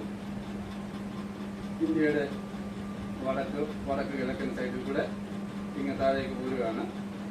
ഇവിടെ അന്ന് സമുദ്രനിരപ്പ് വളരെ താഴെയാണ്. 200 അടിയിലേറെ താഴ്ചയിലായിരുന്നു സമുദ്രം. കാരണം സമുദ്രത്തിലെ വെള്ളം മുഴുവൻ മഞ്ഞായിട്ട് ധ്രുവങ്ങളിൽ ഇരിക്കുകയാണ്. ഐസേജ് ആയിരുന്നു അക്കാലത്ത്. അപ്പൊ ഐസേജ് ആയിരുന്നത് കൊണ്ട് അന്ന് സമുദ്രത്തിൽ കൂടെ കുറെ സ്ഥലങ്ങളിലൂടെ ഒക്കെ നടന്നു പോകാൻ പറ്റുമായിരുന്നു. അങ്ങനെയാണ് അവർ ഓസ്ട്രേലിയയിൽ വരെ എത്തുന്നത്. അന്ന് വേറെ നാവിക സംവിധാനങ്ങളൊന്നും അവർക്കുണ്ടായിരുന്നു. പിന്നെ വന്ന ഒരു ധാരയിൽ ആണ് കുറച്ചുപേര് ദക്ഷിണേന്ത്യയിലേക്ക് വന്നു. മറ്റുള്ളവര് ചൈനയുടെ കിഴക്കൻ ഭാഗങ്ങളിലേക്ക്, തെക്ക് കിഴക്കൻ ഭാഗങ്ങളിലേക്ക് പോവുകയും വേറെ കുറെ പേര് യൂറോപ്പിന്റെ റഷ്യൻ, സോവിയറ്റ് യൂണിയൻ, അതുപോലെ കസാഖിസ്ഥാൻ അത്തരം സ്ഥലങ്ങളിലേക്ക് പോവുകയൊക്കെ ചെയ്തു. അതിലെ ഒരു വിഭാഗം ചൈനയിലേക്കൊക്കെ പോയ ഒരു വിഭാഗം ചൈനയിൽ നിന്ന് വീണ്ടും അപ്പുറത്തേക്ക് പോയിട്ടാണ് അമേരിക്കയിലേക്ക് കടക്കുന്നത്, അമേരിക്കൻ ഭൂഖണ്ഡത്തിലേക്ക് കടക്കുന്നത്. നമ്മൾ സാധാരണ മാപ്പൊക്കെ കാണുമ്പോൾ നമുക്ക് തോന്നും റഷ്യയുടെ ഭാഗത്തൂടെ അങ്ങോട്ട് ഇരുന്നാൽ അവിടെ ഗ്രീൻലാൻഡും പിന്നെ അന്റാർട്ടിക്കയും ഒക്കെ ഉണ്ടല്ലോ. ആർട്ടിക് സമുദ്രം ആ മേഖലയിൽ കൂടെ ആയിരിക്കാം, അലാസ്ക വഴിയായിരിക്കാം കടന്നതെന്നാണ് കരുതുക. പക്ഷെ ഇത് പോയിട്ടുള്ളത് അത് ഓസ്ട്രേലിയയിലേക്ക് പോകുന്ന അല്ല, ഇത് അമേരിക്കയിലേക്ക് പോയത്. അമേരിക്ക, സൗത്ത് അമേരിക്കയിൽ സൗത്ത് അമേരിക്ക വരെ എത്തിയ മനുഷ്യരുടെ പരിണാമം ആണ് ഇതിനകത്ത് കാണിച്ചത്. അപ്പം ഇങ്ങനെ ഒരു ഇത് വളരെ വിശദമായിട്ട് നമുക്ക് ആളുകളുടെ അടുത്ത് രസകരമായിട്ട് പറയാവുന്നതാണ്. മനുഷ്യർ എങ്ങനെ എവിടെയാണ് ആദ്യമായി രൂപം കൊണ്ടത്, നമ്മുടെ ഇതുവരെയുള്ള തെളിവുകൾ വെച്ചിട്ട് ഏത് സ്ഥലത്താണ് മനുഷ്യരുടെ പിറവി ഉണ്ടായത്, പരിണാമത്തിൽ കൂടെ എങ്ങനെ എന്താണ് പരിണാമം എന്നൊക്കെ പറയാം. അതിനുശേഷം അത് എങ്ങനെയാണ് ആഫ്രിക്കയ്ക്ക് പുറത്ത് വിവിധ സ്ഥലങ്ങളിലേക്ക് വ്യാപിച്ചത്, ഇന്ത്യയിലേക്ക് ആരൊക്കെ എത്തി, എപ്പോഴൊക്കെ എത്തി തുടങ്ങിയ കാര്യങ്ങളൊക്കെ നമുക്ക് രസകരമായിട്ട് ക്ലാസ്സുകൾ വിശദീകരിക്കാവുന്നതാണ്.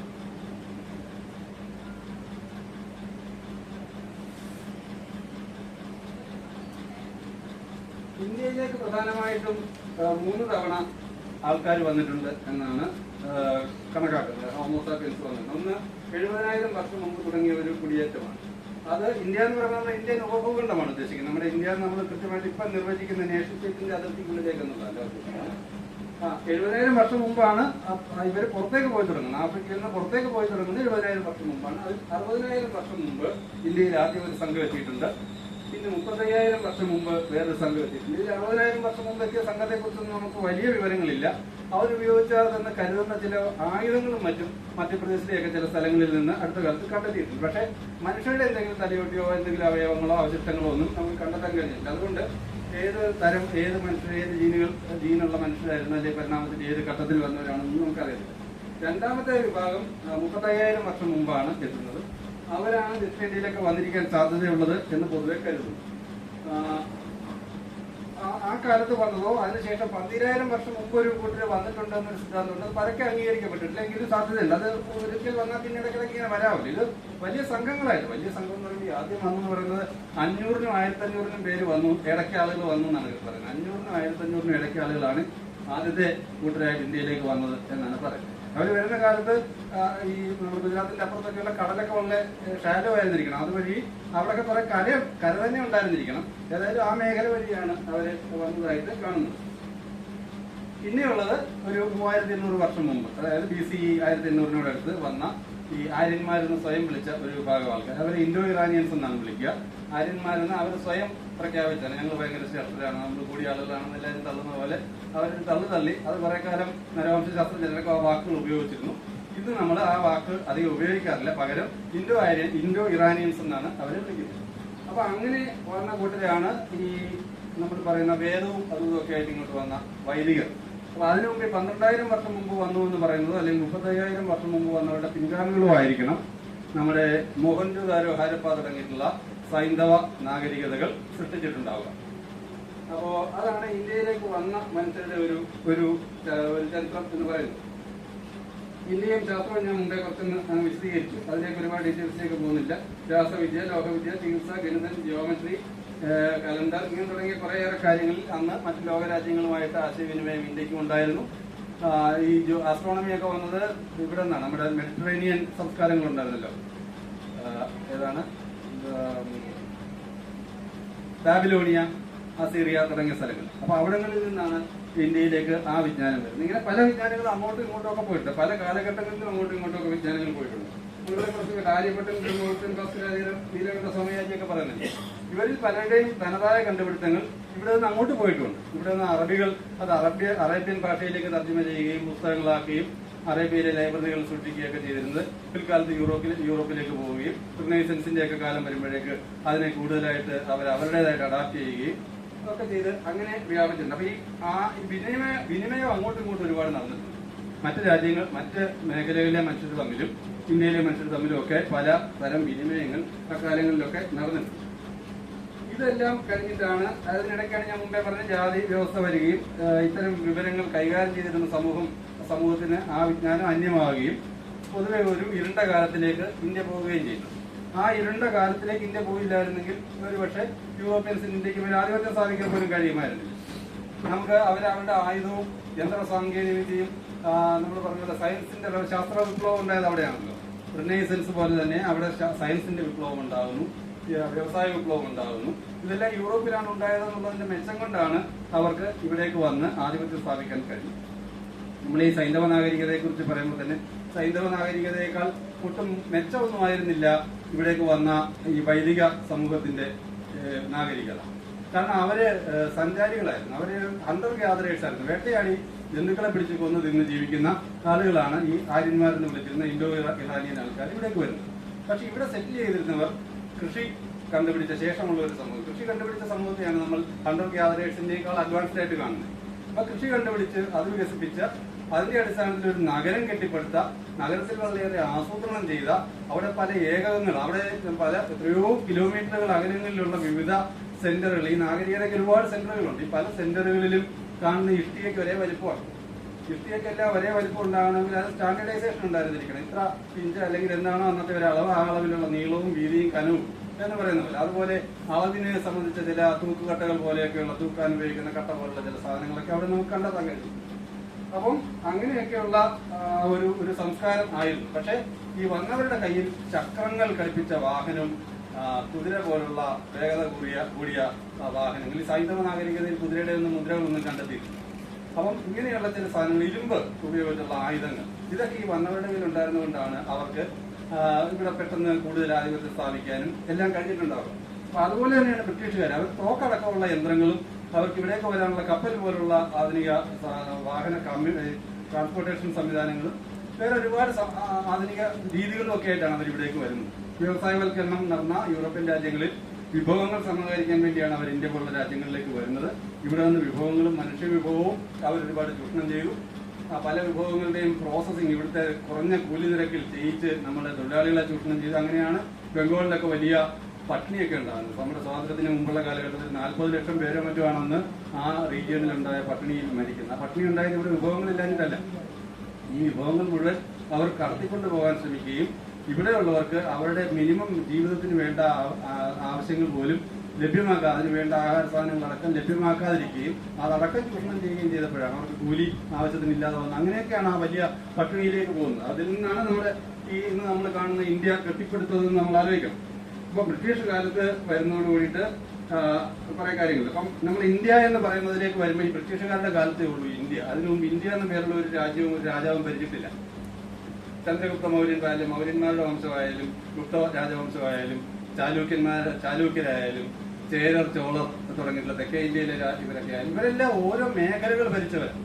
മുഗൾ സാമ്രാജ്യമായാലും ഒരു ഇന്ത്യ മൊത്തം ഭരിച്ചിട്ടില്ല ഇവരാരും.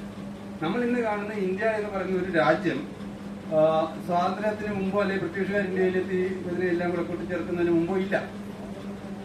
അപ്പൊ അന്ന് ഉള്ളത് വിവിധ രാജ്യങ്ങളാണ്. അതിൽ ചിലത് സാമ്രാജ്യങ്ങളായിരുന്നു. ഈ സാമ്രാജ്യം എന്നൊക്കെ നമ്മൾ വലിയ തള്ളുന്നൊന്നും അത്ര വലിയൊരു ഏരിയ എന്ന് അവർ കവർ ചെയ്തിരുന്നില്ല. അന്നത്തെ കാലത്ത് അവരുമായി ബന്ധപ്പെട്ട് അവരുടെ കഥകൾ എഴുതിയ പുരാണങ്ങളും മറ്റു കഥകളും ഒക്കെ രചിച്ച ആളുകൾ സ്വന്തം രാജാക്കന്മാരെ കുറിച്ചും രാജവംശത്തെ കുറിച്ചും ഒക്കെ വലിയ തോതിൽ പ്രശംസിച്ചൊക്കെ എഴുതിയത് കൊണ്ട് തോന്നുന്ന കാര്യങ്ങളാണ്. നമ്മൾ മഹാഭാരതം സീരിയൽ കണ്ട പോലുള്ള കൊട്ടാരോ അതിൽ കാണുന്ന തരം വസ്ത്രങ്ങളോ ഒന്നും അന്ന് ഉണ്ടാക്കാൻ കഴിയത്തില്ല. അതിനുള്ള സാങ്കേതിക വിദ്യ ഒന്നും അന്ന് നമ്മുടെ ആൾക്കാരുടെ അടുത്തില്ല. അവരുടെ അടുത്തുള്ള തറികളായാലും അവരുടെ അടുത്തുള്ള ലോകപ്പണിക്കുള്ള സംവിധാനങ്ങളായാലും മറ്റു സംഗതികളൊക്കെ അത് നമ്മളെ വെറുതെ അങ്ങനൊരു ഹാലുസിനേഷൻ ഉണ്ടാക്കുമോ അന്ന് ഇങ്ങനെയൊക്കെ ആയിരുന്നു തോന്നിപ്പിക്കണം. അങ്ങനെയൊന്നുമില്ല. അതിനൊന്നും ഉള്ളതൊന്നും ഒരു കാലത്തും ലോകത്ത് ഒരു സ്ഥലത്തും ഇല്ല. പട്ടൊക്കെ കാശ്മീരിലെ പട്ടൊക്കെയായിരുന്നു ഇന്നത്തെ ഏറ്റവും വലിയ ഈ പട്ടണം മുഴുവനൊക്കെ ഒന്നുണ്ടാക്കുന്ന പട്ടൊക്കെയായിരുന്നു ഏറ്റവും വലിയ കൂടിയ വസ്ത്രം എന്നൊക്കെ പറയുന്നത്. മുമ്പ് ആരോ ഒരിക്കൽ എഴുതിയതുപോലെ തിരുവിതാംകൂറിലെ രാജാവ് എന്ന് നമ്മൾ വിളിക്കുന്ന ചക്രവർത്തി മഹാരാജാവ് എന്നൊക്കെ വിളിക്കുന്ന ആള് കഴിച്ച ഏറ്റവും കൂടിയ സാധനം എന്ന് പറഞ്ഞാൽ പാൽക്കഞ്ഞി.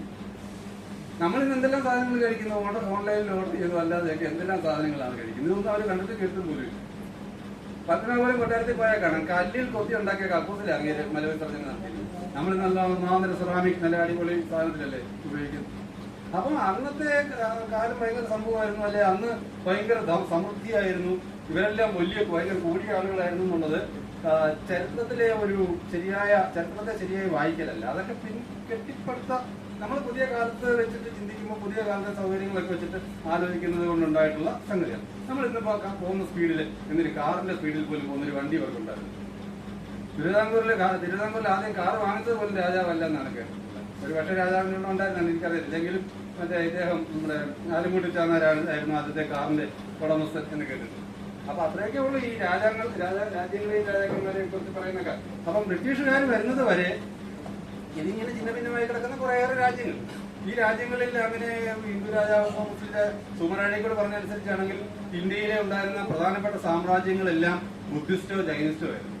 ഒരാൾ മാത്രമേ അതിനകത്ത് ഒരു രാജവംശം മാത്രമേ ഇന്നത്തെ നിർവചന പ്രകാരം ഹിന്ദു രാജ്യം എന്ന് പറയാനുള്ളതുള്ളൂ. അതിൽ തന്നെ അശോകൻ പിന്നെ ബുദ്ധമതം സ്വീകരിക്കുകയും ചെയ്തു. അപ്പൊ ഇന്ത്യ ഭരിച്ച പ്രധാനപ്പെട്ട ഇന്ത്യയിലെ കൂടുതൽ ഏരിയ ഭരിച്ച പ്രധാനപ്പെട്ട കുറച്ച് സാമ്രാജ്യങ്ങൾ എടുത്തു നോക്കിയാൽ ആ സാമ്രാജ്യങ്ങൾ അല്ലെങ്കിൽ ആ രാജവംശ പരമ്പരകൾ പലതും ഹൈന്ദവമായിരുന്നില്ല, ബൗദ്ധമായിരുന്നു, ജൈനമായിരുന്നു. മുഗൾ സാമ്രാജ്യം വരുമ്പോഴത്തേക്ക് മുസ്ലിം രാജ്യമായിരുന്നു. ഹിന്ദു എന്ന് പറയുന്നതിന് അങ്ങനെ അവകാശവാദവും വാസ്തവത്തിൽ നമ്മുടെ ഈ ചരിത്രത്തിൽ അവർക്ക് ഇല്ല, അവകാശപ്പെടാനില്ല, വെറുതെ പറയുക. അപ്പം ഈ രാജ്യങ്ങളെല്ലാം കൂടെ ഒന്നിപ്പിക്കുന്നത് ആരാ? ബ്രിട്ടീഷുകാരാണ്. ഭൂമിശാസ്ത്രപരമായിട്ട് ഒന്നിപ്പിക്കുന്നത് ബ്രിട്ടീഷുകാരാണ്. അവരിതെല്ലാം കൈയടക്കി വന്നു. അപ്പോൾ തിരുവിതാംകൂറും കൊച്ചി വന്നവർക്ക് അങ്ങനെ കൈയടക്കാൻ പറ്റിയില്ല. പക്ഷെ അവർ അതിനെ കൺട്രോൾ ചെയ്തു പലതരത്തിൽ. റെസിഡൻസ് സാഹിബിനെ വെച്ചു മറ്റു തരത്തിലൊക്കെ അവര് കൺട്രോൾ ചെയ്തു. പക്ഷെ മലബാർ അവരുടെ കീഴിലായിരുന്നു, മദ്രാസ് പ്രവിശ്യയുടെ കീഴിലായിരുന്നു, ബ്രിട്ടീഷ് ഇന്ത്യ ആയിരുന്നു.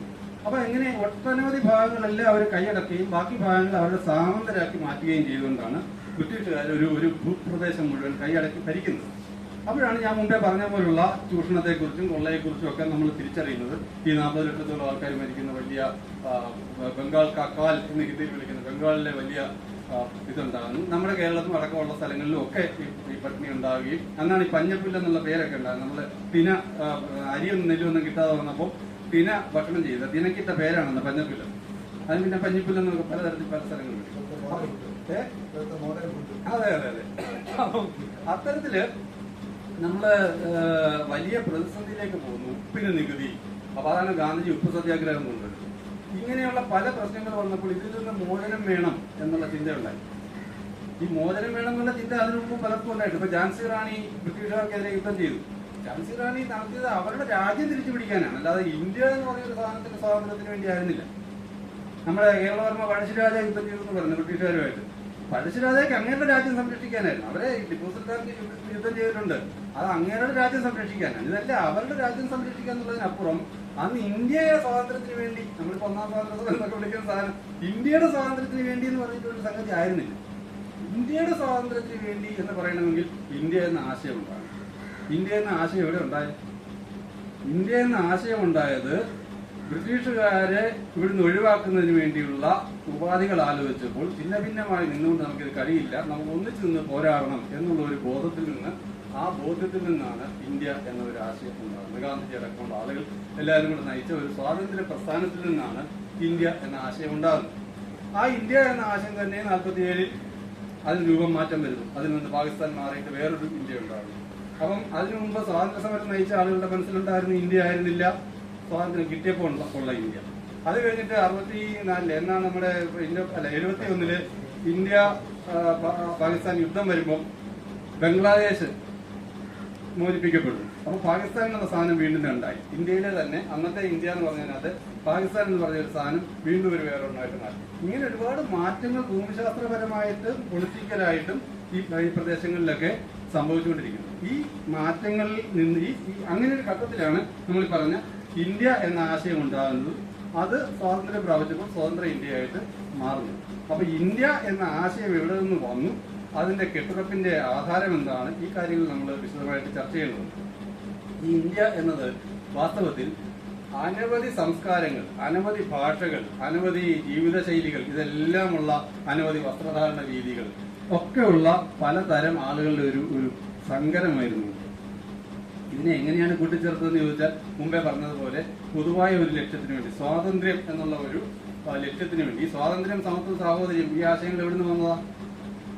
നവോത്ഥാനം, യൂറോപ്യൻ നവോത്ഥാനത്തിൽ നിന്ന് വന്നതാണ്, റിനൈസൻസിൽ നിന്ന് വന്നതാണ് സ്വാതന്ത്ര്യം, സമത്വം, സാഹോദര്യം. അപ്പൊ അതിലെ സ്വാതന്ത്ര്യം എന്നുള്ള ബോധം നമ്മൾ നേടുന്നു. ആ സ്വാതന്ത്ര്യം നേടണമെന്നുള്ള തോന്നലുണ്ടാകുന്നു. ആ തോന്നലിന് വേണ്ടിയിട്ട് നമ്മൾ സംഘടിതമായിട്ട് പ്രസ്ഥാനം ഉണ്ടാകും, സ്വാതന്ത്ര്യ പ്രസ്ഥാനം ഉണ്ടാക്കുന്നു. അത് ഒരു രാഷ്ട്രീയ പാർട്ടിയായിട്ട് പ്രവർത്തിക്കുന്നു. അത് പിന്നീട് പല രാഷ്ട്രീയ പാർട്ടികൾ ഒന്നായിട്ട് ഇന്ത്യയിൽ മാറുന്നുണ്ട്. അത് പിന്നീടുള്ള കാര്യം.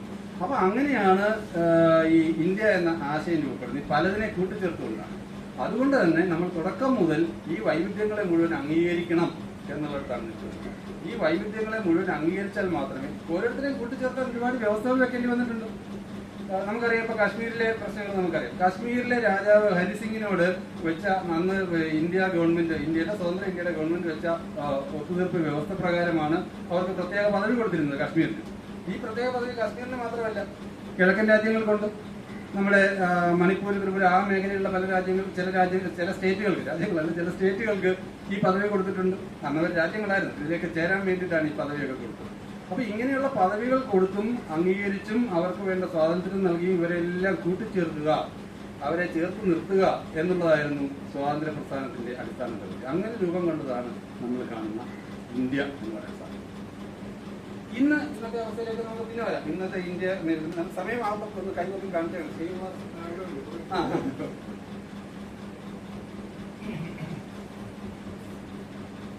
ഇനി നമുക്ക് പൊതുവായ ഒരു തത്വത്തിലേക്കാണ് നമ്മൾ വരാൻ പോകുന്നത്. ഈ ശാസ്ത്രം, മോഡേൺ സയൻസ് ഒക്കെ ഇങ്ങനെ വരുന്നു. സയൻസിന്റെ ആപ്ലിക്കേഷനാണ് ടെക്നോളജി എന്ന് പറയുന്നത്. സയൻസിന്റെ പ്രയോഗമാണ് സാങ്കേതിക വിദ്യ. അപ്പം ആവി എഞ്ചിൻ എന്ന് പറയുന്ന അത് ഒരു സാങ്കേതിക വിദ്യയാണ്. ആവി എഞ്ചിൻ എന്നത് വെള്ളത്തിന് പ്രഷർ ഉണ്ട് എന്നുള്ള ഒരു വെള്ളത്തിനല്ല, ആവിക്ക് പ്രഷർ ഉണ്ട് എന്നുള്ള ശാസ്ത്ര തത്വത്തിന്റെ പ്രയോഗമാണ്. റോക്കറ്റ് എന്ന് പറയുന്നത് ന്യൂട്ടന്റെ തിയറി അനുസരിച്ച് ഒരു ബലത്തിന് തുല്യമായ പ്രതിപ്രവർത്തനമുണ്ട് എന്നുള്ള തിയറി അതിനകത്ത് പ്രവർത്തിക്കുന്നുണ്ട്. അതുപോലെ ഒരു സംഗതി, ഒരു ടാങ്കിനകത്ത് കത്തുമ്പോൾ അതിനകത്ത് വർദ്ധിച്ചു തോതിൽ പ്രഷർ ഉണ്ടാകും, അതിനെ പുറത്തേക്ക് തള്ളാൻ പറ്റും, പുറത്തേക്ക് തള്ളുന്ന എനർജി ഉപയോഗിക്കാൻ പറ്റും. ഇങ്ങനെ തുടങ്ങിയിട്ടുള്ള ഒരുപാട് വിജ്ഞാനങ്ങൾ ചേർത്തിട്ടാണ് റോക്കറ്റ് ഉണ്ടായത്. ആറ്റം ബോംബ് ഉണ്ടായതുപോലെ ഈ സമയം mc² എന്ന് ഐൻസ്റ്റീൻ കണ്ടുപിടിച്ചതുകൊണ്ടാണ് ആറ്റം ബോംബ് ഉണ്ടാക്കാൻ പറ്റുന്നത്. അപ്പൊ ശാസ്ത്രത്തിൽ നിന്നാണ് സാങ്കേതിക വിദ്യകൾ രൂപപ്പെട്ടത്. അപ്പൊ ഈ ശാസ്ത്രം സാങ്കേതിക വിദ്യയും ചേർന്നിട്ടാണ് മനുഷ്യരുടെ ജീവിതത്തിൽ വികാസം കൊണ്ടുവന്നത്. മനുഷ്യരുടെ വികസനം, നമ്മളിന്ന് വികസനം എന്ന് പറയുന്നത് മുഴുവൻ സാങ്കേതിക വിദ്യയുടെ ഏതെങ്കിലുമൊക്കെ തരത്തിലുള്ള ആപ്ലിക്കേഷൻ. നമ്മൾ റോഡ് എന്ന് പറയുന്നത് എന്ത് സാങ്കേതിക വിദ്യ? റോഡിനകത്ത് ടാറ് നമ്മുടെ ഇത് പെട്രോളിയം ഉൽപ്പന്നങ്ങൾ സംസ്കരിക്കുമ്പോൾ കിട്ടുന്ന സാധനമാണ്. അതിനകത്ത് ടെക്നോളജി ഉപയോഗിച്ചാണ് സംസ്കരിക്കുന്നത്. പാറ പൊട്ടിക്കുന്നത് ടെക്നോളജി ഉപയോഗിച്ചിട്ടാണ്. ഇതൊക്കെ ഇപ്പം പുതിയ കാലത്ത് ഇതൊക്കെ മിക്സ് ചെയ്യുന്നത് ടെക്നോളജി ഉപയോഗിച്ചിട്ടാണ്. ഇങ്ങനെ ഓരോ കാര്യം എടുത്ത് നോക്കിയാൽ ഈ വികസനം എന്ന് പറയുന്നത് ടെക്നോളജിയുടെ ആപ്ലിക്കേഷനാണ്. ടെക്നോളജി എന്ന് പറയുന്നത് സയൻസിൽ നിന്ന് ഉണ്ടായി വരുന്നതാണ്. ഇതാണ് നമ്മൾ ആദ്യമായിട്ട് മനസ്സിലാക്കേണ്ട ഒരു കാര്യം. അപ്പം ശാസ്ത്ര വികാസം എന്ന് പറഞ്ഞാൽ അത് സർവ്വതല സ്പർശിയാണ്. എല്ലാ തരം ആളുകളുടെയും ജീവിതത്തെ സ്വാധീനിച്ചിട്ടുണ്ട്, എല്ലാ തലത്തിലും മാറ്റം വരുത്തിയിട്ടുണ്ട്. സ്വതന്ത്ര ചിന്തയും ജനാധിപത്യ സംസ്കാരവും ഒക്കെ ശാസ്ത്രരംഗത്ത് ഉണർവ് സൃഷ്ടിച്ചിട്ടുണ്ട്. അധ്വാനം, സമയലാഭം, സുഖം, സൗകര്യങ്ങൾ, വിനോദം, ഇതൊക്കെയാണ് നമുക്ക് ഈ ശാസ്ത്രവും സാങ്കേതിക സംഭാവന ചെയ്തത്. അധ്വാനം എന്ന് പറഞ്ഞാൽ അധ്വാനം കുറയ്ക്കുക എന്നുള്ളതാണ്. അധ്വാനം കുറയ്ക്കുക, സമയം ലാഭിക്കുക, കൂടുതൽ സുഖകരമായ ജീവിതം, സൗകര്യങ്ങൾ, വിനോദം, വിജ്ഞാന വിസ്ഫോടനം സംഭവിക്കുന്നതിന്റെ അടുത്ത ഘട്ടത്തിൽ ഇതെല്ലാം നമ്മൾ ശാസ്ത്രത്തിന്റെയും സാങ്കേതികവിദ്യയുടെയും ചരിത്രത്തിൽ പഠിക്കേണ്ടതാണ്. അതാണ് ഞാൻ പറഞ്ഞത്. അത്തരം ഒരു വിഷയവും കൂടി നമ്മൾ ഇതിനകത്ത് വിശദമായിട്ട് ചർച്ച ചെയ്യേണ്ടതുണ്ട്. അത് ഞാൻ ഒരു സ്ലൈഡിൽ ജസ്റ്റ് പറഞ്ഞു എന്നുള്ളതേ ഉള്ളൂ. അങ്ങനെ വിജ്ഞാന വിസ്ഫോടനത്തിന്റെ കാലത്താണ് നമ്മൾ ഇന്ന് നിൽക്കുന്നത്. അതുകൊണ്ടാണ് നമ്മൾ വിജ്ഞാന സമൂഹമായി മാറണം, വിജ്ഞാന സമ്പദ്ഘടന ഉണ്ടാകണം എന്നൊക്കെ ഇവിടുത്തെ സർക്കാർ അടുത്ത കാലത്ത് പറഞ്ഞു തുടങ്ങിയിട്ടുണ്ട്. ഇന്ത്യയിൽ ഞാനിപ്പോൾ പറഞ്ഞതുപോലെ ജാതി ഉണ്ടായി, അതിനുശേഷം കോളനി ഭരണം ഉണ്ടായി. ഒരു ദരിദ്ര ഇന്ത്യയായിരുന്നു ഉണ്ടായിരുന്നത് സ്വാതന്ത്ര്യം കിട്ടുമ്പോൾ. ആ ദരിദ്ര ഇന്ത്യയിൽ നിന്ന് നമ്മൾ പല കാലങ്ങളിലൂടെ ഇത്തരം ആധുനിക ഇന്ത്യയിലേക്ക് മാറി. എങ്ങനെയാണ് ആധുനിക ഇന്ത്യയിലേക്ക് മാറിയത് എന്നുള്ളതാണ് ഈ സൈഡിൽ പറയുന്നത്. നമ്മൾ ആധുനിക ഇന്ത്യയിലേക്ക് മാറാൻ ഒന്നാമത്തെ സർക്കാരിന്റെ കാലം മുതൽ തന്നെ ആസൂത്രണം, സോവിയറ്റ് യൂണിയനിൽ അന്ന് പഞ്ചവത്സര പദ്ധതികളുണ്ടായിരുന്നു. അപ്പൊ പഞ്ചവത്സര പദ്ധതികളുടെ രീതിയിലുള്ള ആസൂത്രണം വേണം എന്ന് നമ്മൾ തീരുമാനിച്ചു. അപ്പൊ ഈ ആസൂത്രണം തുടങ്ങി 5 വർഷം കൊണ്ട് നമ്മൾ എന്ത് ലക്ഷ്യം നേടണം, അതിന് എന്തൊക്കെ ആക്ടിവിറ്റീസ് ഉണ്ടാകണം, കൃഷി രംഗത്ത് എന്തൊക്കെ ചെയ്യണം, വ്യവസായ രംഗത്ത് എന്തൊക്കെ ചെയ്യണം, ഇങ്ങനെയുള്ള ഒരു പ്ലാനിങ് ആയിരുന്നു. ആ പ്ലാനിങ്ങിലൂടെയാണ് നമ്മൾ ഓരോ പഞ്ചവത്സര പദ്ധതിയും കഴിയുമ്പോൾ ലക്ഷ്യങ്ങൾ നേടിയാണ് ഇന്നത്തെ അവസ്ഥയിലേക്ക് എത്തിയത്. അതുപോലെ നമ്മൾ 1958 തന്നെ ഒരു ശാസ്ത്ര നയം പ്രഖ്യാപിക്കുന്നു, പോളിസി. സയൻസിനെ നമ്മൾ എത്രമാത്രം ഗൗരവമാണ്. ജവഹർലാൽ നെഹ്റു ഒക്കെ സയൻസിന്റെ കാര്യത്തിൽ വളരെ സയൻസിന്റെ ശാസ്ത്രബോധത്തെ കുറിച്ചൊക്കെ വളരെ ബോധ്യമുണ്ടായിരുന്ന ഒരു ഭരണാധികാരിയായിരുന്നു ജവഹർലാൽ നെഹ്റു.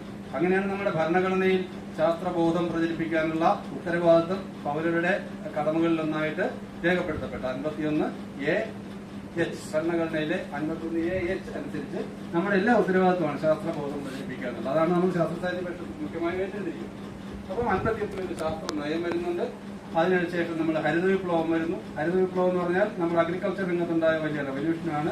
അതിലൂടെയാണ് നമ്മൾ ഭക്ഷ്യ സ്വയം പര്യാപ്തിയിലേക്ക് പടിപടിയായിട്ട് എത്താനിടയായത്. ഹരിത വിപ്ലവത്തിന്റെ സാങ്കേതങ്ങളോടൊക്കെ ചില വിമർശനങ്ങളൊക്കെ കാലത്ത് പലപ്പോഴും ഉണ്ടായിട്ടുണ്ട്. അതൊക്കെ ഉണ്ടെങ്കിൽ പോലും നമ്മുടെ നമ്മുടെ ഭക്ഷ്യസുരക്ഷയിലേക്ക് നമ്മളെ നയിച്ചത് ഹരിത വിപ്ലവമാണ്. പിന്നീട് സർക്കാരിന്റെ തന്നെ സൗജന്യ റേഷൻ പോലുള്ള കാര്യങ്ങൾ വരുന്നുണ്ട്. ഗവേഷണ സ്ഥാപനങ്ങൾ, ഇതാണ് വാസ്തവത്തിൽ ഇന്ത്യയുടെ നട്ടെല്ലെന്ന് പറയുന്നത്. ഇന്ത്യയുടെ ഗവേഷണ സ്ഥാപനങ്ങൾ ISRO ഉണ്ട്, BARC ഉണ്ട്, ബാബ അറ്റോമിക് റിസർച്ച് സെന്റർ, DRDO ഉണ്ട്, IDPL ഉണ്ട്, BHEL ഉണ്ട്. ഇത്തരം സ്ഥാപനങ്ങൾ, അതുപോലെ നമ്മുടെ കുറെ പൊതുമേഖലാ സ്ഥാപനങ്ങൾ നമുക്കറിയാം. നമുക്കിപ്പോഴും സേവനം തരുന്ന, നമ്മളിപ്പോഴും കിട്ടാൻ പറഞ്ഞ BSNL മുതൽ അങ്ങോട്ട് പിന്നെ നമ്മുടെ എന്താണ് സ്റ്റീൽ അതോറിറ്റി ഓഫ് ഇന്ത്യ, ഇങ്ങനെ തുടങ്ങിയിട്ടുള്ള ഒരുപാട് പൊതുമേഖലാ സ്ഥാപനങ്ങൾ ഒരുപാട് ഗ്യാസിന്റെ കാര്യത്തിലുണ്ട്. പലതിനും ഇപ്പോൾ പുതിയതടക്കം പൊതുമേഖലാ സ്ഥാപനങ്ങൾ ഒരുപാടുണ്ടായിരുന്നു. ഈ പൊതുമേഖലാ സ്ഥാപനങ്ങൾ ഇപ്പൊ ഈ നമ്മുടെ 2007 സാമ്പത്തിക പ്രതിസന്ധി ആഗോള മാന്ദ്യം വന്നു. ഈ ആഗോള മാന്ദ്യം വന്നപ്പം സാമ്പത്തിക വിദഗ്ധൻ കൂടിയായിരുന്ന മൻമോഹൻ സിംഗ് പറഞ്ഞത് ഇന്ത്യ അതിനെ അതിജീവിച്ചത് പൊതുമേഖല ഉണ്ടായിരുന്നതുകൊണ്ടാണ്, പൊതുമേഖലാ സ്ഥാപനങ്ങൾ ഉണ്ടായിരുന്നതുകൊണ്ടാണ് പരസ്യമായിട്ട് പാർലമെന്റിൽ പറയേണ്ടി വന്നത്. അപ്പൊ അതാണ് നമ്മുടെ ഇന്ത്യൻ പൊതുമേഖലയുടെ കരുത്ത്. ബാക്കി രാജ്യങ്ങളൊക്കെ വലിയ പ്രതിസന്ധിയിൽ അവരുടെ സാമ്പത്തിക വളർച്ചയൊക്കെ കുത്തനെ ഇടിയുമ്പോഴും നമ്മൾ വലിയ പരിക്കില്ലാതെ രക്ഷപ്പെട്ടത് നമ്മുടെ പൊതുമേഖല കൊണ്ടായിരുന്നു. അന്ന് ചില യൂറോപ്യൻ രാജ്യങ്ങൾ, ഇപ്പം സ്പെയിൻ പോലുള്ള അത്തരം രാജ്യങ്ങൾ, അവരന്ന് പറഞ്ഞിരുന്ന അവർ രക്ഷപ്പെട്ടത് കോപ്പറേറ്റീവുകൾ ഉള്ളതുകൊണ്ടാണ്. അവിടെ 6% വളർച്ച ഈ പ്രതിസന്ധി കാലത്തും രേഖപ്പെട്ടു. അപ്പൊ അവരന്ന് പറഞ്ഞത് അവിടെ മോൺട്രാഗൺ എന്നൊക്കെ പറഞ്ഞ വലിയ കോപ്പറേറ്റീവുകളുണ്ട്, വലിയ എന്താ പറയാ വിമാനം, റോക്കറ്റിന്റെ ഭാഗങ്ങൾ, അതൊക്കെ ഉണ്ടാക്കുന്ന റോബോട്ട്സ് ഒക്കെ ഉണ്ടാക്കുന്ന വലിയ കോപ്പറേറ്റീവുണ്ട്. ഒരുപാട് സംഗതികൾ ഒരു അമ്പലയിടയ്ക്ക്. അപ്പൊ ആ സെക്ടർ ഉണ്ടായിരുന്നതുകൊണ്ടാണ് അവർ രക്ഷപ്പെട്ടത്. അപ്പൊ കോപ്പറേറ്റീവ് സെക്ടറും അതുപോലെ പൊതുമേഖലാ സ്ഥാപനങ്ങളും ഒക്കെ ആ നിലയിൽ വളരെ പ്രധാനമാണ്. ശാസ്ത്ര ഗവേഷണ സ്ഥാപനങ്ങളും അതുപോലെ ഒരുപാട് പ്രധാനം. ആരോഗ്യരംഗത്ത് എടുത്താൽ ആരോഗ്യരംഗത്ത് നമ്മൾ അന്ന് ഒരു പേറ്റന്റ് നയം കൊണ്ടുവരുന്നത് 1970. പ്രക്രിയ പേറ്റന്റ് എന്നാണ് അതിന് പറയുക. ഉൽപ്പന്ന പേറ്റന്റും ഉണ്ട്, പ്രക്രിയ പേറ്റന്റും ഉണ്ട്. പ്രോഡക്റ്റ് പേറ്റന്റ്, അതാണ് ഉൽപ്പന്ന പേറ്റന്റ്. ഈ ഉൽപ്പന്ന പേറ്റന്റ് എന്ന് പറഞ്ഞാൽ നിങ്ങൾ ഒരു ഉൽപ്പന്നം ഉണ്ടാക്കിയാൽ അതിന്റെ പേറ്റന്റ് എടുത്താൽ നിങ്ങൾ വേറൊരാൾക്കും വേറെ ഒരു രീതിയിലും ആ ഉൽപ്പന്നം ഉണ്ടാക്കാൻ പറ്റില്ല. ഇപ്പൊ ഒരു മരുന്ന്, ആസ്പിരിൻ എന്ന് പറഞ്ഞ് നമ്മൾ കഴിക്കുന്ന ഒരു മരുന്നുണ്ട്. ഈ മരുന്ന് ഒരാള് പേറ്റന്റ് ചെയ്ത് കഴിഞ്ഞാൽ, ആ പേരിൽ പേറ്റന്റ് ചെയ്ത് കഴിഞ്ഞാൽ ഇതാണ് ഇതിന്റെ കെമിക്കൽ കോമ്പിനേഷൻ എന്ന് പറഞ്ഞ് പേറ്റന്റ് ചെയ്താൽ പിന്നെ ആർക്കും ആ സാധനം ഉണ്ടാക്കാൻ പറ്റില്ല. അതേസമയം പ്രോസസ് പേറ്റന്റ് ആണെങ്കിൽ അതായത് അതിന്റെ സമ്പ്രദായം എങ്ങനെയാണ് ഇത് ഉണ്ടാക്കിയതെന്നുള്ള പ്രോസസ്, അതാണ് ഒരാളെ കണ്ടുപിടിച്ചത്, അതിന് കിട്ടിയൊരു ഔട്ട്കമാണ് ഈ ഉൽപ്പന്നം. അപ്പൊ പ്രോസസ്സാണ് അയാൾ പേറ്റന്റ് ചെയ്യുന്നതെങ്കിൽ നമുക്ക് വേറൊരു പ്രോസസ്സിൽ കൂടി ഇതേ സാധനം ഉണ്ടാക്കാനുള്ള അവകാശമുണ്ട്. അപ്പൊ ഇന്ത്യ ഈ നിയമം കൊണ്ടുവന്നതുകൊണ്ടാണ് ഇവിടെ പല കുത്തക കമ്പനികളും ഒരു മരുന്നുണ്ടാക്കിയാൽ നമ്മളോട് എന്ത് ചെയ്യും, വേറൊരു സാങ്കേതിക വിദ്യയിൽ കൂടെ ഈ മരുന്ന് വികസിപ്പിക്കുകയും കുറഞ്ഞ വിലയ്ക്ക് നമ്മുടെ ആളുകൾക്ക് ഇത് ലഭ്യമാക്കുകയും ചെയ്യുന്നത്. അങ്ങനെയാണ് ഇന്ത്യയിൽ ആരോഗ്യരംഗത്ത് നമുക്ക് മെച്ചപ്പെടാൻ കഴിയുന്നത്. ആ പേറ്റന്റ് നയമുണ്ട്. അതുപോലെ അങ്ങനെയാണ് പാവങ്ങൾ. പിന്നെ നമ്മൾ ശാസ്ത്രരംഗത്തുണ്ടായ ഇപ്പോൾ ചന്ദ്രയാത്രയിലേക്ക് എത്തിച്ചേരുന്നു. അണുമായുധം ഇന്ത്യ ഉണ്ടാക്കി പൊട്ടിച്ച് പരീക്ഷണം നടത്തി കോവിഡ് വാക്സിൻ ഭരണം നമ്മളുമാണ് വരുന്നത്. ഇങ്ങനെയുള്ള ഒരുപാട് രംഗങ്ങളിലേക്ക് നമ്മുടെ ശാസ്ത്രം ആധുനിക കാലത്ത് വികസിച്ച് വന്നിട്ടുണ്ട്. ഇങ്ങനെ ശാസ്ത്രം വികസിക്കുമ്പോഴും ശാസ്ത്രവും സാങ്കേതിക വിദ്യയും ഒക്കെ വികസിക്കുമ്പോൾ സ്വാഭാവികമായിട്ട് എന്തുണ്ടാകണം? ശാസ്ത്രവും സാങ്കേതിക വിദ്യയും വികസിക്കുമ്പോൾ സ്വാഭാവികമായിട്ട് എന്താണ് ഉണ്ടാകേണ്ടത്? വികസനമാണ് ഉണ്ടാകേണ്ടത്. പക്ഷെ എന്താണ് നമ്മുടെ സ്ഥിതി? നമ്മൾ സ്വാതന്ത്ര്യം കിട്ടിയിട്ട് ഇത്രയും വർഷമായല്ലോ. സ്വാതന്ത്ര്യം കിട്ടിയിട്ട് ഇത്രയും വർഷമായിട്ടും നമ്മൾ ഇത്രയും പേർക്ക് തൊഴിലില്ല. എന്താണ്? നൈപുണ്യ പരിശീലനം സംബന്ധിച്ചുള്ള കാര്യങ്ങളാണ്. ഞാൻ ഇതിനൊന്നും ഡീറ്റെയിൽസിലേക്ക് പോകുന്നത്. ഇതെല്ലാം നെറ്റിൽ അവൈലബിൾ ആണ്. ഇതിന്റെ എനിക്കൊന്ന് കഴിഞ്ഞ വർഷത്തെ കണക്കാണ്. ഇപ്പോൾ 2024 കണക്ക് ഇപ്പൊ പുറത്ത് വരും. ഇപ്പൊ ജനുവരി ആയാലും ഇനി ഉടനെ 2024 സ്റ്റാറ്റിക്സ് വരും. അത് നിങ്ങൾക്ക് എടുക്കാം. ഇതിൽ 2023 പറയാം. തമ്മിലൊന്നും വലിയ വ്യത്യാസമൊന്നും ഇതിനകത്തൊന്നും വരുന്നില്ല. ഇത് തൊഴിലുമായി ബന്ധപ്പെട്ട വേറെ കുറെ ഡീറ്റെയിൽസ് ആണ്. സർക്കാർ തസ്തികകൾ ഒഴിഞ്ഞു കിടക്കുന്നതും മറ്റും. കേരളത്തിൽ മാത്രം ആ വർഷത്തെ കണക്കാണ്. ഈ വർഷത്തെ അതിനകത്ത് കൂട്ടിച്ചേർക്കാവുന്നതാണ്. ഇത് ഉന്നത വിദ്യാഭ്യാസ രംഗത്ത് ഒഴിഞ്ഞു കിടക്കുന്ന ഉന്നത വിദ്യാഭ്യാസ രംഗം നമ്മുടെ വേറെ വിഷയമാണ്. അതിലേക്ക് വരുന്നുണ്ട്. അതിനു മുമ്പ് ബാലവേല ഏറ്റവും കൂടുതൽ ഉള്ള രാജ്യങ്ങളിൽ ഒന്നാണ് ഇന്ത്യ. 8ാം ക്ലാസ്സിന് മുമ്പുള്ള സ്കൂളുകളിലെ കൊഴിഞ്ഞുപോക്ക്, ഇതിന്റെ ഒന്നും ഞാൻ കണക്ക് വായിക്കുകയല്ല. ഇതൊക്കെ ഇങ്ങനെയൊക്കെ ഉണ്ട്. ഇതൊക്കെയാണ് നമ്മുടെ ഇന്നത്തെ ഇന്ത്യയുടെ അവസ്ഥ എന്ന് പറയാൻ വേണ്ടി കുറച്ച് സ്ലൈഡുകൾ. അതാണ് ഞാൻ വേഗത്തിൽ അത് ഓടിച്ചു പോകുന്നത്. 1 ലക്ഷം കർഷക തൊഴിലാളികളാണ് 2014-22 ഇടയിൽ ആത്മഹത്യ ചെയ്തത് ഇന്ത്യയിൽ. ഈ കൃഷിയെല്ലാം ചെയ്ത് നമുക്ക് കഴിക്കാനുള്ള സാധനം ഉണ്ടാക്കുന്നവരുടെ കാര്യമാണ് പറയുന്നത്. ഉണ്ടാക്കുന്നവർക്ക് തിന്നാനില്ല എന്നുള്ളതാണ്. പണ്ട് മാസ് പറഞ്ഞൊരു എക്സാമ്പിൾ ഉണ്ട്. ഈ കൽക്കരി ഖനി തൊഴിലാളികളുടെ കാര്യം ഇംഗ്ലണ്ടില്. അത് കൽക്കരി കൂടുതലുണ്ടാക്കി. കൽക്കരി കൂടുതലുണ്ടാക്കിയത് കൊണ്ട് പുള്ളി പട്ടിണിയില്ല എന്നാണ്. അയാൾ എന്താ പട്ടിണി കിടക്കുന്നതെന്ന് ചോദിച്ചാൽ കൽക്കരി കൂടുതലുണ്ടാക്കിയതിന് കൽക്കരിക്ക് വില കുറഞ്ഞു. അപ്പൊ കൽക്കരി ഉത്പാദനം നിർത്തി. എനിക്ക് പണിയില്ലാതെ. അപ്പൊ പുള്ളി കൂടുതൽ ഉത്പാദിപ്പിച്ചതുകൊണ്ട് പുള്ളിക്ക് പണിയില്ലാതാകുകയും പട്ടിണി കിടക്കുകയും ചെയ്യുന്ന സ്ഥിതി വരുന്നു എന്ന് പറയുന്നത് പോലെ ആ വൈരുദ്ധ്യമുണ്ട്. അപ്പൊ അതാണ് ഈ ചൂഷണത്തിന്റെ ഏറ്റവും പ്രധാനപ്പെട്ട ഒരു പ്രത്യേകത. കർഷകര് ധാന്യങ്ങൾ ഉണ്ടാക്കുന്നു, അല്ലെങ്കിൽ ഉൽപ്പന്നം പച്ചക്കറിയും മറ്റും ഉണ്ടാക്കുന്നു. പക്ഷെ അവര് പട്ടിണി കിടക്കുന്നു. ആശുപത്രി കിടക്കുകളുടെ ലഭ്യത, ആശുപത്രിയിലെ പ്രസവത്തിന്റെ ഓരോ സ്റ്റേറ്റിലും, കേരളം നമ്മളതിനകത്ത് പ്രത്യേകമായിട്ട് അടയാളപ്പെടുത്തുന്നു. കേരളത്തിൽ 99.8% പ്രസവവും ആശുപത്രികളിലാണ് നടക്കുന്നത്. പക്ഷെ മറ്റ് പല സംസ്ഥാനങ്ങളിലും അതല്ല സ്ഥിതി എന്നുള്ളതാണ് കാണിക്കുന്നത്.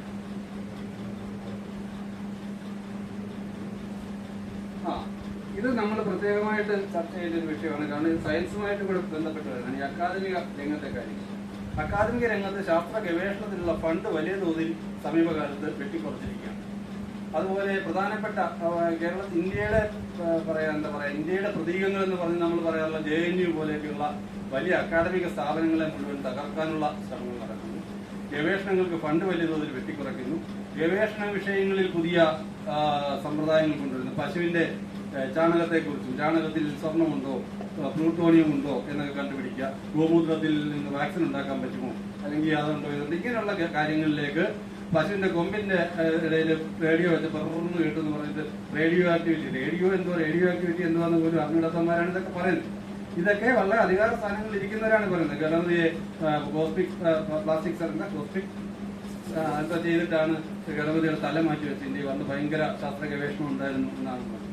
പണ്ട് മണ്ണ് പിടിച്ചെന്നൊക്കെ ഒരു വയറിന്റെ കഷ്ണം കിട്ടിയാൽ പറഞ്ഞു, അന്നത്തെ കാലത്ത് മനുഷ്യർ വയർ ഉപയോഗിച്ചിരുന്നു.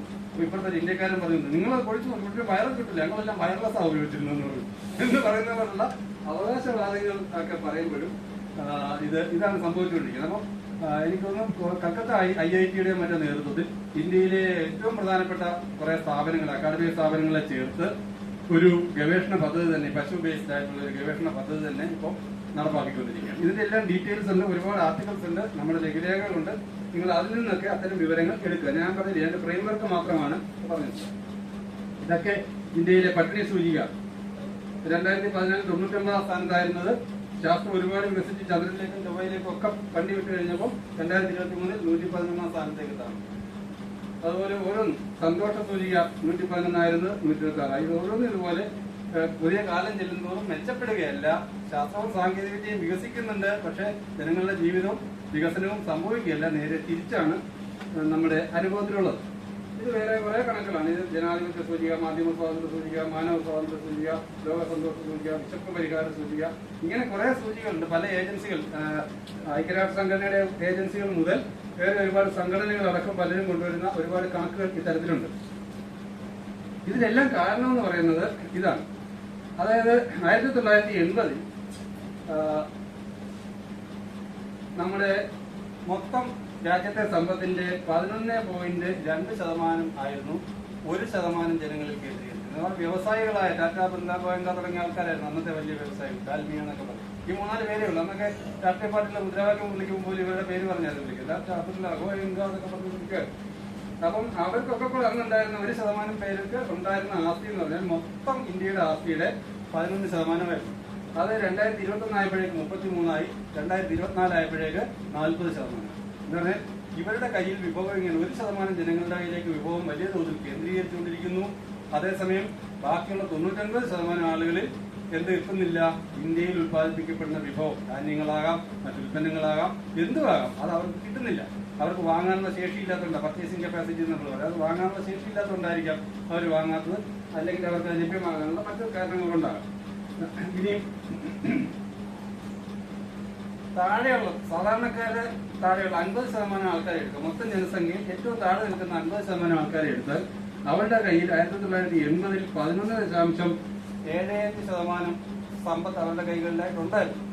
അത് 2021 ആയപ്പോൾ 5.9% കുറഞ്ഞു. ഇപ്പോൾ അത് 3%. 2023 കണക്ക് പ്രകാരം ഏറ്റവും സാധാരണക്കാരായ ആളുകളുടെ. അപ്പൊ ഈ ധനികരും ദരിദ്രരും തമ്മിലുള്ള അന്തരം കൂടി വരികയാണ്. ധനികർ വളരെ കൂടുതൽ ധനികരായി മാറുന്നു, ദരിദ്രർ വളരെ കൂടുതൽ ദരിദ്രരായിട്ട് മാറുന്നു. ഇതാണ് നമ്മൾ സമൂഹത്തിന്റെ മുന്നിൽ ഉന്നയിക്കേണ്ട പ്രശ്നം. ബാക്കിയൊക്കെ ഇതിൽ നിന്നുണ്ടായി വരുന്നതാണ്. ഈ പ്രോസസ്സിൽ നിന്നുണ്ടായി വരുന്നതാണ് സാധാരണക്കാരന് അരിമേടിക്കാൻ കാശില്ലാതാകുന്നതും പട്ടിണി കിടക്കുന്നതും, അല്ലെങ്കിൽ അതിന്റെ പല തരത്തിലുള്ള വികസന സൂചികകളെല്ലാം താഴേക്ക് പോകുന്നു. അവന്റെ ആരോഗ്യം പരിപാലിക്കാൻ കഴിയുന്നില്ല, അവന്റെ കുട്ടിയെ പഠിപ്പിക്കാൻ കഴിയുന്നില്ല, കുട്ടികൾ 8ാം ക്ലാസ്സിൽ വെച്ച് പഠനം നിർത്തിയിട്ട് ജോലിക്ക് പോകേണ്ടി വരുന്നു. ഇതെല്ലാം സംഭവിക്കുന്നത് അടിസ്ഥാനപരമായി ഈ കാര്യങ്ങളാണ്. ഇതിനെ തലകീഴ് മറിക്കുക എന്നുള്ളതാണ് ഇന്ത്യ രക്ഷപ്പെടണമെങ്കിൽ വേണ്ടത്. ഈ സംഗതിയെ ഇന്നത്തെ തുടരുന്ന ഇത്തരം ഈ ഭരണ സമ്പ്രദായങ്ങളെ ഇത് നമ്മൾ ഒരുപാട് സാങ്കേതിക പദങ്ങളൊക്കെ പറയും. പലതരം കോർപ്പറേറ്റിസം നമ്മൾ പറയും. ചെങ്ങാത്ത മുതലാളിത്തം എന്നൊക്കെ പറയുന്ന സംഗതികളുണ്ട്. ചെങ്ങാത്ത മുതലാളിത്തം എന്ന് പറഞ്ഞാൽ മുതലാളിത്തത്തിന്റെ ഒരു പുതിയ രൂപമാണ്. ഈ കോർപ്പറേറ്റൈസേഷൻ മുതലാളിത്തത്തിന്റെ സമീപകാലത്തുണ്ടായ ഒരു വലിയ രൂപമാണ്. വലിയ കോർപ്പറേറ്റുകൾ ഉണ്ടാവുക, ചെറിയ കമ്പനികളെല്ലാം ചെറിയ അല്ല അന്നത്തെ വൻകിട കുത്തകളെ മുഴുവൻ ഇവര് വിഴുങ്ങുക, അവർ വീണ്ടും വളരുക, അവരിങ്ങനെ വളർന്നു വരിക, പലതും അവരുടെ കയ്യിലേക്ക് പോവുക. മാധ്യമങ്ങൾ തന്നെ, ഇന്ത്യയിലെ മാധ്യമ സ്ഥാപനങ്ങളെ മൊത്തം എടുത്താൽ ഏതാണ്ട് 3 കുടുംബങ്ങളുടെ കയ്യിലാണ് ഇന്ത്യയിലെ മൊത്തം മാധ്യമ സ്ഥാപനങ്ങളുടെ ഉടമസ്ഥാവകാശം. പണ്ടങ്ങനെയല്ലായിരുന്നു. ഓരോ ആളുടെ കയ്യിലോ അല്ലെങ്കിൽ ഓരോ ഗ്രൂപ്പിന്റെ കയ്യിലോ അല്ലെങ്കിൽ കുറെ ഇൻവെസ്റ്റേഴ്സിന്റെ കയ്യിലോ ഒക്കെ ആയിരുന്നു. ഇന്ന് മുഴുവൻ മാധ്യമ സ്ഥാപനങ്ങളും 2-3 കുടുംബങ്ങളുടെ കൈകളിലാണ്. അംബാനി, അദാനി അടക്കമുള്ള 3 കുടുംബങ്ങളുടെ കയ്യിലാണ്. അപ്പൊ അതുപോലെ ഇതെല്ലാം ഇങ്ങനെ കുത്തക കൂടുന്ന ഒരു പ്രോസസ് ഉണ്ട്. അതാണ് കോർപ്പറേറ്റിസം എന്ന് നമ്മൾ പറയുന്നത്. ഈ കോർപ്പറേറ്റിസത്തിന്റെ അടുത്ത ഘട്ടം എന്ന് പറയുന്നത് ക്രോണിക് ക്യാപിറ്റലിസം എന്ന് പറയുന്നത് ചങ്ങാത്ത മുതലാളി. അതായത് ഭരണകൂടത്തിലിരിക്കുന്ന ആളുകൾ, ഭരണകൂടത്തിലെ നയിക്കുന്ന ആളുകളും ഈ കോർപ്പറേറ്റുകളും തമ്മിൽ ഒരു സൗഹൃദം ആവുക. അപ്പൊ ആ സൗഹൃദത്തിന്റെ ഫലമായിട്ട് എന്താ ചെയ്യാന്ന് വെച്ചാൽ റിസോഴ്സസ് തന്നെ ഇവർക്കും കൊടുക്കുക. നമ്മുടെ ഓൺ റിസോഴ്സസ്, നമ്മുടെ ഗ്യാസ് അല്ലെങ്കിൽ നമ്മുടെ കൽക്കരി അല്ലെങ്കിൽ പെട്രോൾ എന്നൊക്കെ പറയുന്ന വിഭവങ്ങൾ തന്നെ അത് ഇത്രയും കാലം ഇന്ത്യയിൽ ഗവൺമെന്റിന്റെ ഉടമസ്ഥതയിലായിരുന്നു സമീപകാലം വരെ. അത് മുഴുവൻ കുത്തകൾക്ക് ഹാൻഡ് ഓവർ ചെയ്ത് കൊടുക്കുക. അപ്പൊ നമ്മൾ കേട്ടിട്ടുള്ള സ്പെക്ട്രം അഴിമതി നിങ്ങൾക്ക് അറിയാം, നമ്മുടെ ഓർമ്മയിലുള്ള സാധനമാണ്. ഈ സ്പെക്ട്രം എന്ന് പറയാൻ എന്താണ്? അതൊരു റിസോഴ്സാണ് നമ്മുടെ രാജ്യത്തിന്റെ. ആ റിസോഴ്സ് മുഴുവൻ കൂടെ മറിച്ച് വിറ്റതിലെ അഴിമതിയാണ് നമ്മുടെ ഈ സ്പെക്ട്രം അഴിമതി എന്ന് കേൾക്കുന്നത്. ഇതുപോലെ ഈ വിഭവങ്ങൾ ഇപ്പൊ നമ്മൾ ഒരു റോഡ് പണിയുകയാണെങ്കിൽ ആ റോഡും അതിന്റെ സമീപ പ്രദേശങ്ങളെല്ലാം കൂടി ഒരാൾക്ക് കൊടുക്കുക. അയാൾ അവിടെ ലാൻഡ് ഡെവലപ്മെന്റ് നടത്തിയിട്ട് അയാൾ വേറെ കാശുണ്ടാക്കുന്നു, നമ്മുടെ കയ്യിൽ നിന്ന് കാശ് പിരിക്കുന്നു. ഇങ്ങനെയുള്ള ഒരുപാട് കുഴപ്പങ്ങൾ ഇതുമായി ബന്ധപ്പെട്ടു. അപ്പൊ ഈ ക്രോണിക് ക്യാപിറ്റലിസം എന്ന് പറയുന്നത് വരുന്നതോടുകൂടി അഴിമതിയുടെ വളരെ ഭീകരമായ ഒരു മുഖം രാജ്യത്തെ മൊത്തത്തിൽ തന്നെ തീരെഴുതി കൊടുക്കുന്നത്, രാജ്യത്തിന്റെ വിഭവങ്ങൾ മൊത്തത്തിൽ തന്നെ കൈമാറി കൊടുക്കുന്ന ഒരു സമ്പ്രദായമാണ് അതിലൂടെ ഉണ്ടായി വരുന്നത്. ഇതിന് പകരം എന്താ ചെയ്യുന്നത്? അതാണ് നമ്മൾ ഇലക്ട്രൽ ബോണ്ട് എന്ന് പറഞ്ഞിട്ട് അടുത്ത കാലത്ത് കേട്ട സാധനം. ഈ ഇലക്ട്രൽ ബോണ്ടിൽ കൂടെ ഇവര് എന്ത് ചെയ്യുന്നത്, നിയമവിധേയമല്ലാതെ പരസ്യപ്പെടുത്താതെ കള്ളപ്പണം മുഴുവൻ ഈ രാഷ്ട്രീയ പാർട്ടിക്ക് കൊടുക്കുക, രാജ്യം ഭരിക്കുന്ന രാഷ്ട്രീയ പാർട്ടിക്ക് കൈമാറുക. അത് ഇപ്പൊ കോടതിയൊക്കെ ഇടപെട്ടിട്ട് അത് തൽക്കാലം നിർത്തിവെച്ചില്ലെങ്കിൽ പോലും അവർക്ക് ഉപകാരപ്പെടുന്ന സമയത്ത് ഈ പണം ഉപകാരപ്പെടുകയും ഇലക്ഷനുകളിൽ വൻതോതിൽ പണം ഉപയോഗിക്കുകയും അധികാരം വീണ്ടും പിടിക്കുകയും ചെയ്യാൻ പറ്റും. അപ്പൊ ഇത്തരത്തിലുള്ള കാര്യങ്ങളാണ് നമ്മുടെ രാജ്യത്ത് നടന്നുകൊണ്ടിരിക്കുന്നത്. മുതലാളിത്തത്തിന്റെ ഭരണകൂടവും മുതലാളിത്തവും തമ്മിലുള്ള പുതിയ തരം കൊള്ളക്കൊടുക്കലുകളുടെ ഭാഗമായിട്ടാണ് ഇതൊക്കെ സംഭവിച്ചുകൊണ്ടിരിക്കുന്നത്. ഇന്ത്യയിലെ ബഹുമുഖ ദാരിദ്ര്യത്തിന്റെ കുറിച്ച് കണക്കുണ്ട്. നമ്മുടെ സമയം അതിക്രമിച്ചു എന്നൊരു സൂചന വന്നതുകൊണ്ട് ഞാൻ കണക്കുകളുടെ ഡീറ്റെയിൽസിലേക്കൊന്നും ഇപ്പൊ പോകുന്നില്ല. ഇത് വേറെ കാര്യം നമ്മൾ കഷ്ടത്തിൽ ശ്രദ്ധിക്കേണ്ടതാണ്. നമുക്ക് ആകെ 1-ാം സ്ഥാനമുള്ളത് വ്യാജ വാർത്തകളുടെ കാര്യത്തിലാണ്. ലോകത്ത് ഏറ്റവും കൂടുതൽ വ്യാജ വാർത്തകൾ ഉത്പാദിപ്പിക്കുകയും പ്രചരിപ്പിക്കുകയും ചെയ്യുന്ന രാജ്യങ്ങളിൽ 1-ാം സ്ഥാനത്ത് ഇന്ത്യയാണുള്ളത്. അപ്പം ഇതിൽ നമ്മുടെ ഈ അടുത്ത കാലത്ത് നമ്മുടെ ഈ പയ്യൻ നടത്തിയ ഒരു ഇടപെടൽ ശാസ്ത്രകേരളത്തിലെ ഒരു പേജാണ് കാണുന്നത്, ശാസ്ത്രകേരള മാസികയിൽ. ഇയാള് നടന്നിട്ട് ഒരുപാട് അസംബന്ധങ്ങൾ പറയുന്നൊരു മനുഷ്യൻ, പഴയ ഒരു IPS കാരൻ. ഇങ്ങനത്തെ പേരറിയാമല്ലോ, അലക്സാണ്ടർ ജേക്കബ്. ഇയാള് പറയുന്നത് അസംബന്ധം ഇപ്പൊ ഇന്ത്യയിൽ ആരും പറയുന്നുണ്ടാവില്ല ഒരു പക്ഷേ. അത് ശാസ്ത്രജ്ഞര് പറഞ്ഞു നോക്കുന്നുള്ളൂ. ശാസ്ത്രജ്ഞർ അത് കേംബ്രിഡ്ജിലെ ശാസ്ത്രജ്ഞർ കണ്ടുപിടിച്ചെന്നൊക്കെയാണ് പുള്ളി പറയുന്നത്. ഇയാളൊരു ഇതിലെഴുതി ഏതോ ഒരു വലിയ യൂണിവേഴ്സിറ്റിയിലെ ഹാർവാർഡ് യൂണിവേഴ്സിറ്റിയിലെ ഒരു ഹോസ്റ്റലുണ്ട്. ആ ഹോസ്റ്റൽ റൗണ്ട് ഷേപ്പിലായിരുന്നു. ആ റൗണ്ട് ഷേപ്പിലുള്ള ഹോസ്റ്റലിൽ കുട്ടികൾക്കൊക്കെ ഭയങ്കരമായിട്ട് മാർക്ക് കുറഞ്ഞു. അപ്പൊ അങ്ങനെ ഇരുന്നപ്പോൾ ഹാർവാർഡ് യൂണിവേഴ്സിറ്റി ഒരു പഠനം നടത്തി. ഈ പഠനം നടത്തിയിട്ട് അവർ കണ്ടുപിടിച്ചെന്താണെന്ന് വെച്ചാൽ ഈ കുട്ടികളെ ക്ലാസ് റൂം പല ഡയറക്ഷനിലല്ല, റൗണ്ടിലാവും. ഓരോ വശത്തേക്ക് ഇരുന്ന് തിരിഞ്ഞിരുന്നാണ് പഠിക്കുന്നത്. ഇപ്പൊ കിഴക്കോട്ട് തിരിഞ്ഞിരുന്ന് പഠിക്കുന്ന കുട്ടികളാണ് ഏറ്റവും കൂടുതൽ മാർക്ക് വാങ്ങുന്നത്. ബാക്കിയുള്ള വശങ്ങളിലേക്ക് ഇരിക്കുന്നവര് അവർക്ക് നന്നായിട്ട് പഠിക്കാൻ പറ്റുന്നില്ല എന്ന് ഹാർവാർഡ് യൂണിവേഴ്സിറ്റി കണ്ടുപിടിച്ചു. അതിനെ തുടർന്ന് അവർ ആ ഹോസ്റ്റലിൽ പൊളിച്ചിട്ട് നേരെ എല്ലാവർക്കും കിഴക്കോട്ട് നോക്കിയിരുന്ന് പഠിക്കാൻ പറ്റുന്ന ഹോസ്റ്റലിൽ പണിതു എന്നാണ് അദ്ദേഹം പ്രസംഗിച്ചത്. ഈ പയ്യൻ എന്ത് ചെയ്തെന്ന് വെച്ചാൽ ഹാർവാർഡ് യൂണിവേഴ്സിറ്റിക്ക് ഒരു മെയിൽ അയച്ചു, ഇങ്ങനെ ഒരു രജിസ്റ്റർ നിങ്ങൾ കൊണ്ടുവന്നിരുന്നു. അപ്പൊ അവര് പറഞ്ഞു, അങ്ങനത്തെ സംഗതി ഞങ്ങളിപ്പോൾ ആദ്യമായിട്ട് കേൾക്കുക, ഇവിടെ അങ്ങനെയുള്ള ഹോസ്റ്റൽ ഉണ്ടായിരുന്നില്ല, ഹോസ്റ്റലിൽ ഞങ്ങൾ പൊളിക്കുകയോ പണിയോ ഒന്നും ചെയ്തിട്ടില്ല, ഒരു പഠനം നടന്നിട്ടില്ല എന്ന് പറഞ്ഞൊരു മറുപടി അയച്ചു. അത് നമ്മൾ ശാസ്ത്ര കേരളത്തിൽ പ്രസിദ്ധീകരിച്ചു. ശാസ്ത്ര കേരള മാസികയുടെ പേരാണ്. അപ്പൊ പ്രസിദ്ധീകരിച്ചോട് കൂടിയിട്ട് ഈ ടെലിവിഷനിലൊക്കെ ചർച്ച ചെയ്യും, മാതൃഭൂമിയിലൊക്കെ മാതൃഭൂമി ഒക്കെ ചർച്ച നടത്തി ഇയാളെയും വെച്ചു. അപ്പൊ അവസാനം പുള്ളി പറഞ്ഞു, ഇതിന്റെ സോഴ്സ് എന്താണെന്ന് ചോദിച്ചാൽ പറഞ്ഞു അതൊരു സ്വാമിയുടെ പ്രസംഗമാണ്, യൂട്യൂബിൽ ഒരു സ്വാമി പ്രസംഗിച്ചത് കേട്ടതാണെന്ന് പറഞ്ഞു. ഇങ്ങനെ ആധികാരികതയില്ലാതെ എന്ത് തോന്നിവാസം നടന്ന് എന്ത് ശാസ്ത്രവിരുദ്ധതയും നടന്ന് പറയുന്ന ഉത്തരവാദപ്പെട്ട ആളുകളുടെ നമ്മുടെ നാട്ടിൽ ഒരുപാട് കൂടി വരിക. പ്രധാനമന്ത്രി മുതൽ ഇങ്ങോട്ട് ഇപ്പോഴത്തെ ഈ പല സയൻസ് സ്ഥാപനങ്ങളുടെയും തലപ്പത്തിരിക്കുന്നവർ, പല അക്കാദമിക സ്ഥാപനങ്ങളുടെയും തലപ്പത്തിരിക്കുന്നവർ, ഗവേഷകരെന്ന് പറഞ്ഞ് നടക്കുന്നവരടക്കം എല്ലാവരും ഇതിലേക്ക് വന്നുകൊണ്ടിരിക്കുക. ഈ റോക്കറ്റൊക്കെ വിക്ഷേപിക്കുമ്പോൾ ആത്മവിശ്വാസമുള്ള ഏതെങ്കിലും ഒരു തിരുപ്പതി അമ്പലത്തിൽ ഇതിന്റെ മോഡലുണ്ടായിക്കൊണ്ട് പോകും. ഈ വിടുന്ന സാധനത്തെ കുറിച്ച് അയാൾക്ക് തന്നെ ആത്മവിശ്വാസമില്ല. പിന്നെ ഞാൻ എന്തൊന്നും ശാസ്ത്രജ്ഞനാണെന്ന് ഞാൻ ആലോചിക്കുന്നത്. ഒന്നാമത് ശാസ്ത്രജ്ഞരല്ല, ടെക്നോക്രാറ്റ്സ് ആണ്. ISROയിൽ അങ്ങനെ അധികം ശാസ്ത്രജ്ഞരില്ല, ഗവേഷകരും കുറച്ച് പേരുള്ളൂ. ബാക്കി റോക്കറ്റ് വിടുന്നൊക്കെ സാങ്കേതിക വിദ്യ, കണക്കൊക്കെ കൂട്ടി വിടുകയെന്നുള്ളത്. അതിലെന്തെങ്കിലും ഗവേഷണം കണ്ടിട്ട് ഇപ്പം വെള്ളമുണ്ടോ എന്ന് പരിശോധിക്കുക, അങ്ങനെയൊക്കെയുള്ള കാര്യങ്ങളിലാണ് സയൻസ് വരുന്നത്. ഇപ്പൊ പൈറ മുളപ്പിക്കാൻ അയച്ചില്ല കാര്യങ്ങൾ, അങ്ങനെയൊക്കെയുള്ളത് സയൻസാണ്. ബാക്കിയൊക്കെ ടെക്നോളജി. അപ്പൊ അവര് നമ്മൾ ശാസ്ത്രജ്ഞരെന്ന് വിളിക്കുന്നു എന്നുള്ള ഒന്നാമത്തെ തെറ്റ്. എന്നിട്ട് ഇവർ കാണിക്കുന്ന മുഴുവൻ ശാസ്ത്രവിരുദ്ധതയാണ്. എന്നിട്ട് ഇവിടെയൊക്കെ നടന്ന് പല ക്ഷേത്രങ്ങളിലും ആരാധനാലയങ്ങളിലും പോവുക, അവിടെ പോയി പ്രസംഗിക്കുക, ഇങ്ങനെ യാഗം നടത്താൻ ഇങ്ങനെയൊക്കെയുള്ള ഒരുപാട് അസംബന്ധങ്ങൾ നമ്മുടെ സമൂഹത്തിൽ നടക്കുന്നുണ്ട്. ഇതിനെയൊക്കെ ചോദ്യം ചെയ്യുന്ന ഒരു തലമുറ വളർന്നു വരുന്നെങ്കിൽ ഇവനെ പോലെ ശാസ്ത്രബോധം നമുക്ക് ഓരോരുത്തർക്കും ഉണ്ടാക്കി കൊടുക്കണം. അന്വേഷണത്തിനുള്ള ഈ ഫാക്ട് ചെക്കിനെ കുറിച്ചും ഇത്തരം ഫേക്ക് വാർത്തകളെ കുറിച്ചും നമ്മൾ വലിയ തോതിൽ നമ്മുടെ സമൂഹത്തിൽ അവയർനെസ് ഉണ്ടാക്കണം. അത് പ്രായമുള്ളവരുടെ കൂട്ടത്തിലും ബാക്കി കാര്യങ്ങളൊക്കെ ചെറുപ്പക്കാരിൽ കേന്ദ്രീകരിച്ച് ചെയ്യുന്നതായിരിക്കും നല്ലത്. പക്ഷേ ഇക്കാര്യത്തിൽ പ്രായം ഉള്ളവരുടെ ഇടയിലേക്ക് നമ്മൾ എത്തിക്കുന്നത് നല്ലതാണ്. കാരണം അവരാണ് ഇത് ഏറ്റവും കൂടുതൽ പ്രൊപ്പഗേറ്റ് ചെയ്യുന്നത്. രാവിലെ എണീറ്റ് വാട്സാപ്പ് എടുക്കുന്നു, കുടുംബ ഗ്രൂപ്പിനകത്ത് വന്നിട്ടുണ്ട്, ഉടനെ എടുത്ത് തള്ളുന്നു, അടുത്ത സ്ഥലത്തേക്ക് തള്ളുന്നു, അവര് ഇവിടുന്ന് തള്ളുന്നു, അങ്ങനെ ഇങ്ങനെയാണ് ഇത് നടന്നുകൊണ്ടിരിക്കുന്നത്. അപ്പം അതിനൊരു ഇടപെടൽ സത്യത്തിൽ പക്ഷത്തിന്റെ ഭാഗത്തുനിന്ന് ഉണ്ടാകേണ്ടതാണ്. ഇതൊക്കെയാണ് ഇന്നത്തെ ഇന്ത്യയുടെ പ്രതീകങ്ങൾ. 2 തവളകളെ പിടിച്ച് കല്യാണം കഴിപ്പിച്ചതാണ്. ഇതൊക്കെ മീഡിയയിൽ വാർത്തയായിട്ട് വരാമെന്ന് ആലോചിക്കണം, മഴ പെയ്യിക്കാൻ വേണ്ടി.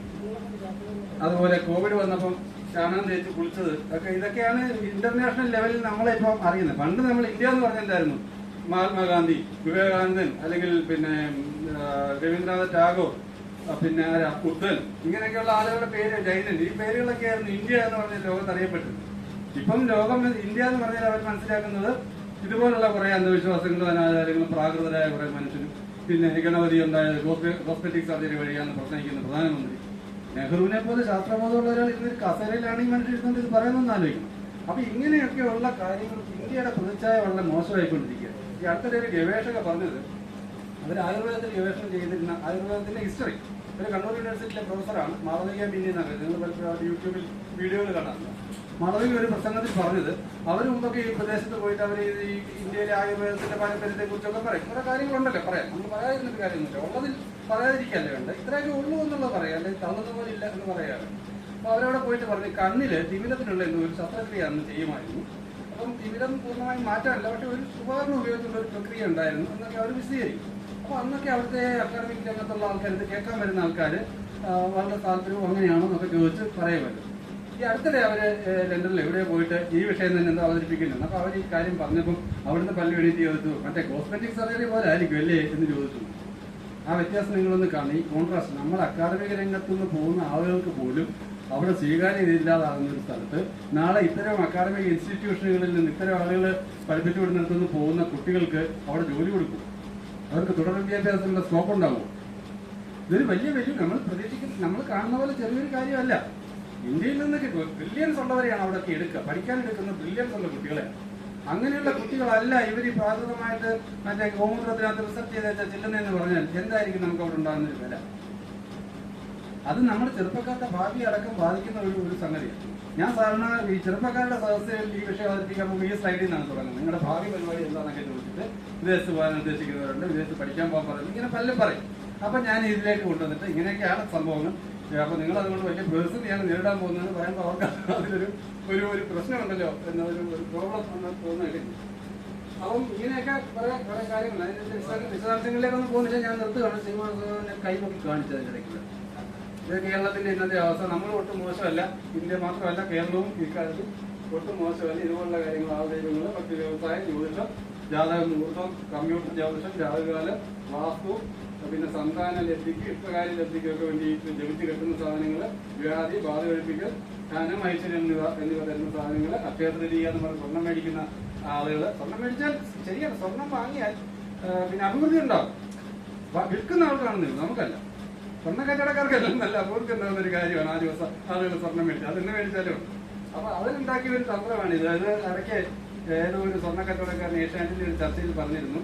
അവരുടെ സൗത്ത് ഇന്ത്യൻ സ്വർണ്ണ വ്യാപാരികളുടെ സൗത്ത് ഇന്ത്യൻ സംഘടനയുണ്ട്. അതിന്റെ യോഗത്തിൽ ഏതോ ഒരാൾ പറഞ്ഞ ഒരു ഐഡിയയാണ്, നമുക്ക് ഇങ്ങനൊരു സംഗതി ഇറക്കിയാലും. അങ്ങനെയാണ് ഈ അക്ഷയ തൃതീയ ഉണ്ടാകുന്നത്. അല്ലാതെ ഇവിടെ പണ്ടുണ്ടായിരുന്നൊന്നുമല്ല. ഇങ്ങനെ വിചാരിക്കണം. ഇതൊക്കെ പലതും ഇതുപോലെ കൊണ്ടുവരുന്നുണ്ട്. പ്രേതബാധ, മതവർഗീയത, തീവ്രവാദം, മന്ത്രവാദം, പുനർജന്മം, കൊല ഒക്കെ നമ്മുടെ നാട്ടിൽ ഈ അടുത്ത കാലത്ത് നടന്നു. ഇതൊക്കെ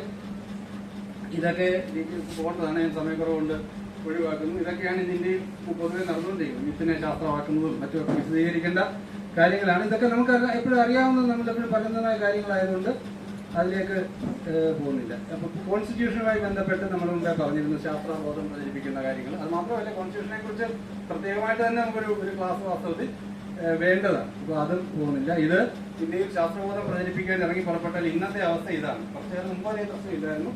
ഇന്ന് ഇവർക്കൊക്കെ പറ്റുന്നതുപോലെയുള്ള അവസ്ഥയാണ് ഇന്ന് ഇന്ത്യയിൽ ശാസ്ത്രബോധം പ്രചരിപ്പിക്കാൻ ഇറങ്ങുന്നവർക്ക് നേരിടേണ്ടി വരുന്നത്.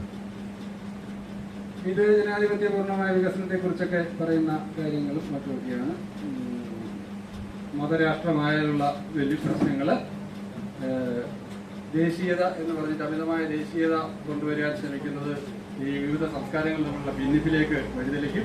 അത് കെട്ടുറപ്പല്ല ഉണ്ടാക്കുക, രാജ്യം ശുദ്ധീകരിക്കുന്നതിലേക്കും ഒരുപാട് സംഘർഷങ്ങളിലേക്കും ഒക്കെയാണ് അത് വഴിതെളിക്കുക. അതിനുള്ള പോംവഴി എന്ന് പറയുന്നത് ഇന്നത്തെ ഈ സമ്പ്രദായങ്ങളെ മുഴുവൻ തലകീഴ് മറിക്കുക. അതാണ് നമ്മൾ വിപ്ലവം എന്ന് പറയുന്നത് ഉദ്ദേശിക്കുന്നത്. ആ മറിക്കുക, ഒരു ശാസ്ത്രീയ സമൂഹത്തെ സൃഷ്ടിക്കുക, വികസനം സുസ്ഥിരമാക്കുക, അവകാശ അവസര സമത്വങ്ങൾ ഉറപ്പാക്കുക, ജനാധിപത്യം മെച്ചപ്പെടുത്തുക, വിവരങ്ങൾ ആസൂത്രണം ലക്ഷ്യം തുടങ്ങിയത്. അതാണ് ആസൂത്രണപ്പെടുന്നതല്ല. ഈ കാര്യങ്ങളൊക്കെ കൃത്യമായി നിർവചിക്കുക, ഉടനീളം ഒരു ശാസ്ത്രീയ സമീപനം പുലർത്തുക, അത്തരം ഒരു സമൂഹമാക്കി ഇന്ത്യയെ മാറ്റുക. അതാണ് നമ്മൾ മുമ്പ് 2011 മറ്റുമാണ് പറഞ്ഞത്. പുത്തൻ ഇന്ത്യ പണിയുവാൻ ശാസ്ത്രബോധം വളരണം എന്ന് പറഞ്ഞു. വേണം മറ്റൊരു കേരളം പറഞ്ഞപ്പോൾ നമ്മൾ അതിന്റെ കൂട്ടത്തിൽ തന്നെ പറഞ്ഞിരുന്നു. അടുത്ത വർഷം പറഞ്ഞിരുന്നു വേറൊരു ഇന്ത്യയും വേണമെന്ന്. പുതിയൊരു കേരളം മാത്രം പോരാ, പുതിയൊരു ഇന്ത്യയും വേണം എന്ന് നമ്മൾ പറഞ്ഞിരുന്നു. ഇന്നിപ്പം നവകേരളം എന്നൊക്കെ കഴിഞ്ഞ ഗവൺമെന്റ് കാലത്ത് വന്നില്ല. ഈ പുത്തൻ കേരളം വേണം എന്ന് ആദ്യം പറഞ്ഞത് നമ്മളാ, അതിനെ കുറെ വർഷങ്ങൾക്ക് മുമ്പ്.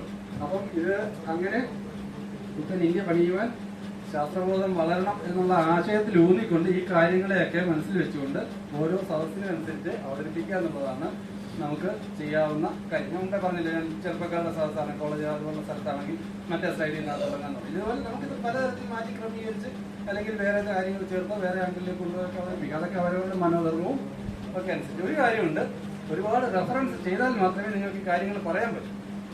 കുറേ കാര്യങ്ങൾ ഓർത്തു വയ്ക്കേണ്ട സംഖ്യകളും മറ്റുമൊക്കെ ഉണ്ട്. ഇന്ത്യ ഇന്ന കാര്യത്തിൽ എത്ര, മാനവ വികസന സൂചികയിൽ ഇന്ത്യ എത്രാമതാണ്, ഇതൊക്കെ ഓർത്തു വെക്കാൻ ഇത്തിരി കാണാപ്പാടം വെള്ളമൊക്കെ വേണ്ടി വന്നേക്കും. അപ്പോൾ അത്തരത്തിലുള്ള ഒരു ഹോംവർക്ക് ചെയ്ത് ഈ പറഞ്ഞ ഏത് വിഷയമാണെങ്കിലും അവതരിപ്പിച്ച് ഏത് വിഷയം പ്രസന്റ് ചെയ്യണമെങ്കിലും ഇപ്പം ഞാൻ ഈ സ്ലൈഡ് നിങ്ങൾക്ക് അങ്ങോട്ട് തന്നാൽ പോലും അതുകൊണ്ട് അങ്ങനെ തരാൻ പാടില്ല എന്നുള്ളതല്ല. കാരണം നിങ്ങൾ തനിയെ റിസർച്ച് ചെയ്ത് കുറച്ച് സ്ലൈഡുകളൊക്കെ ഉണ്ടാക്കി നിങ്ങളുടേതായ രീതിയിൽ ഉണ്ടാക്കി അതുകൊണ്ട് പോയിട്ട് അവതരിപ്പിക്കും. അങ്ങനെ അവതരിപ്പിച്ചാലേ ഫലപ്രദമാവും. അപ്പോൾ അതുകൊണ്ട് ഇത്രയും പറഞ്ഞ് ഞാൻ തൽക്കാലം നിർത്തുന്നു. എന്തെങ്കിലും ഇതിനെക്കുറിച്ച് ചോദിച്ചാൽ ഉത്തരം പറയാനുള്ള പണ്ഡിതനൊന്നുമല്ല.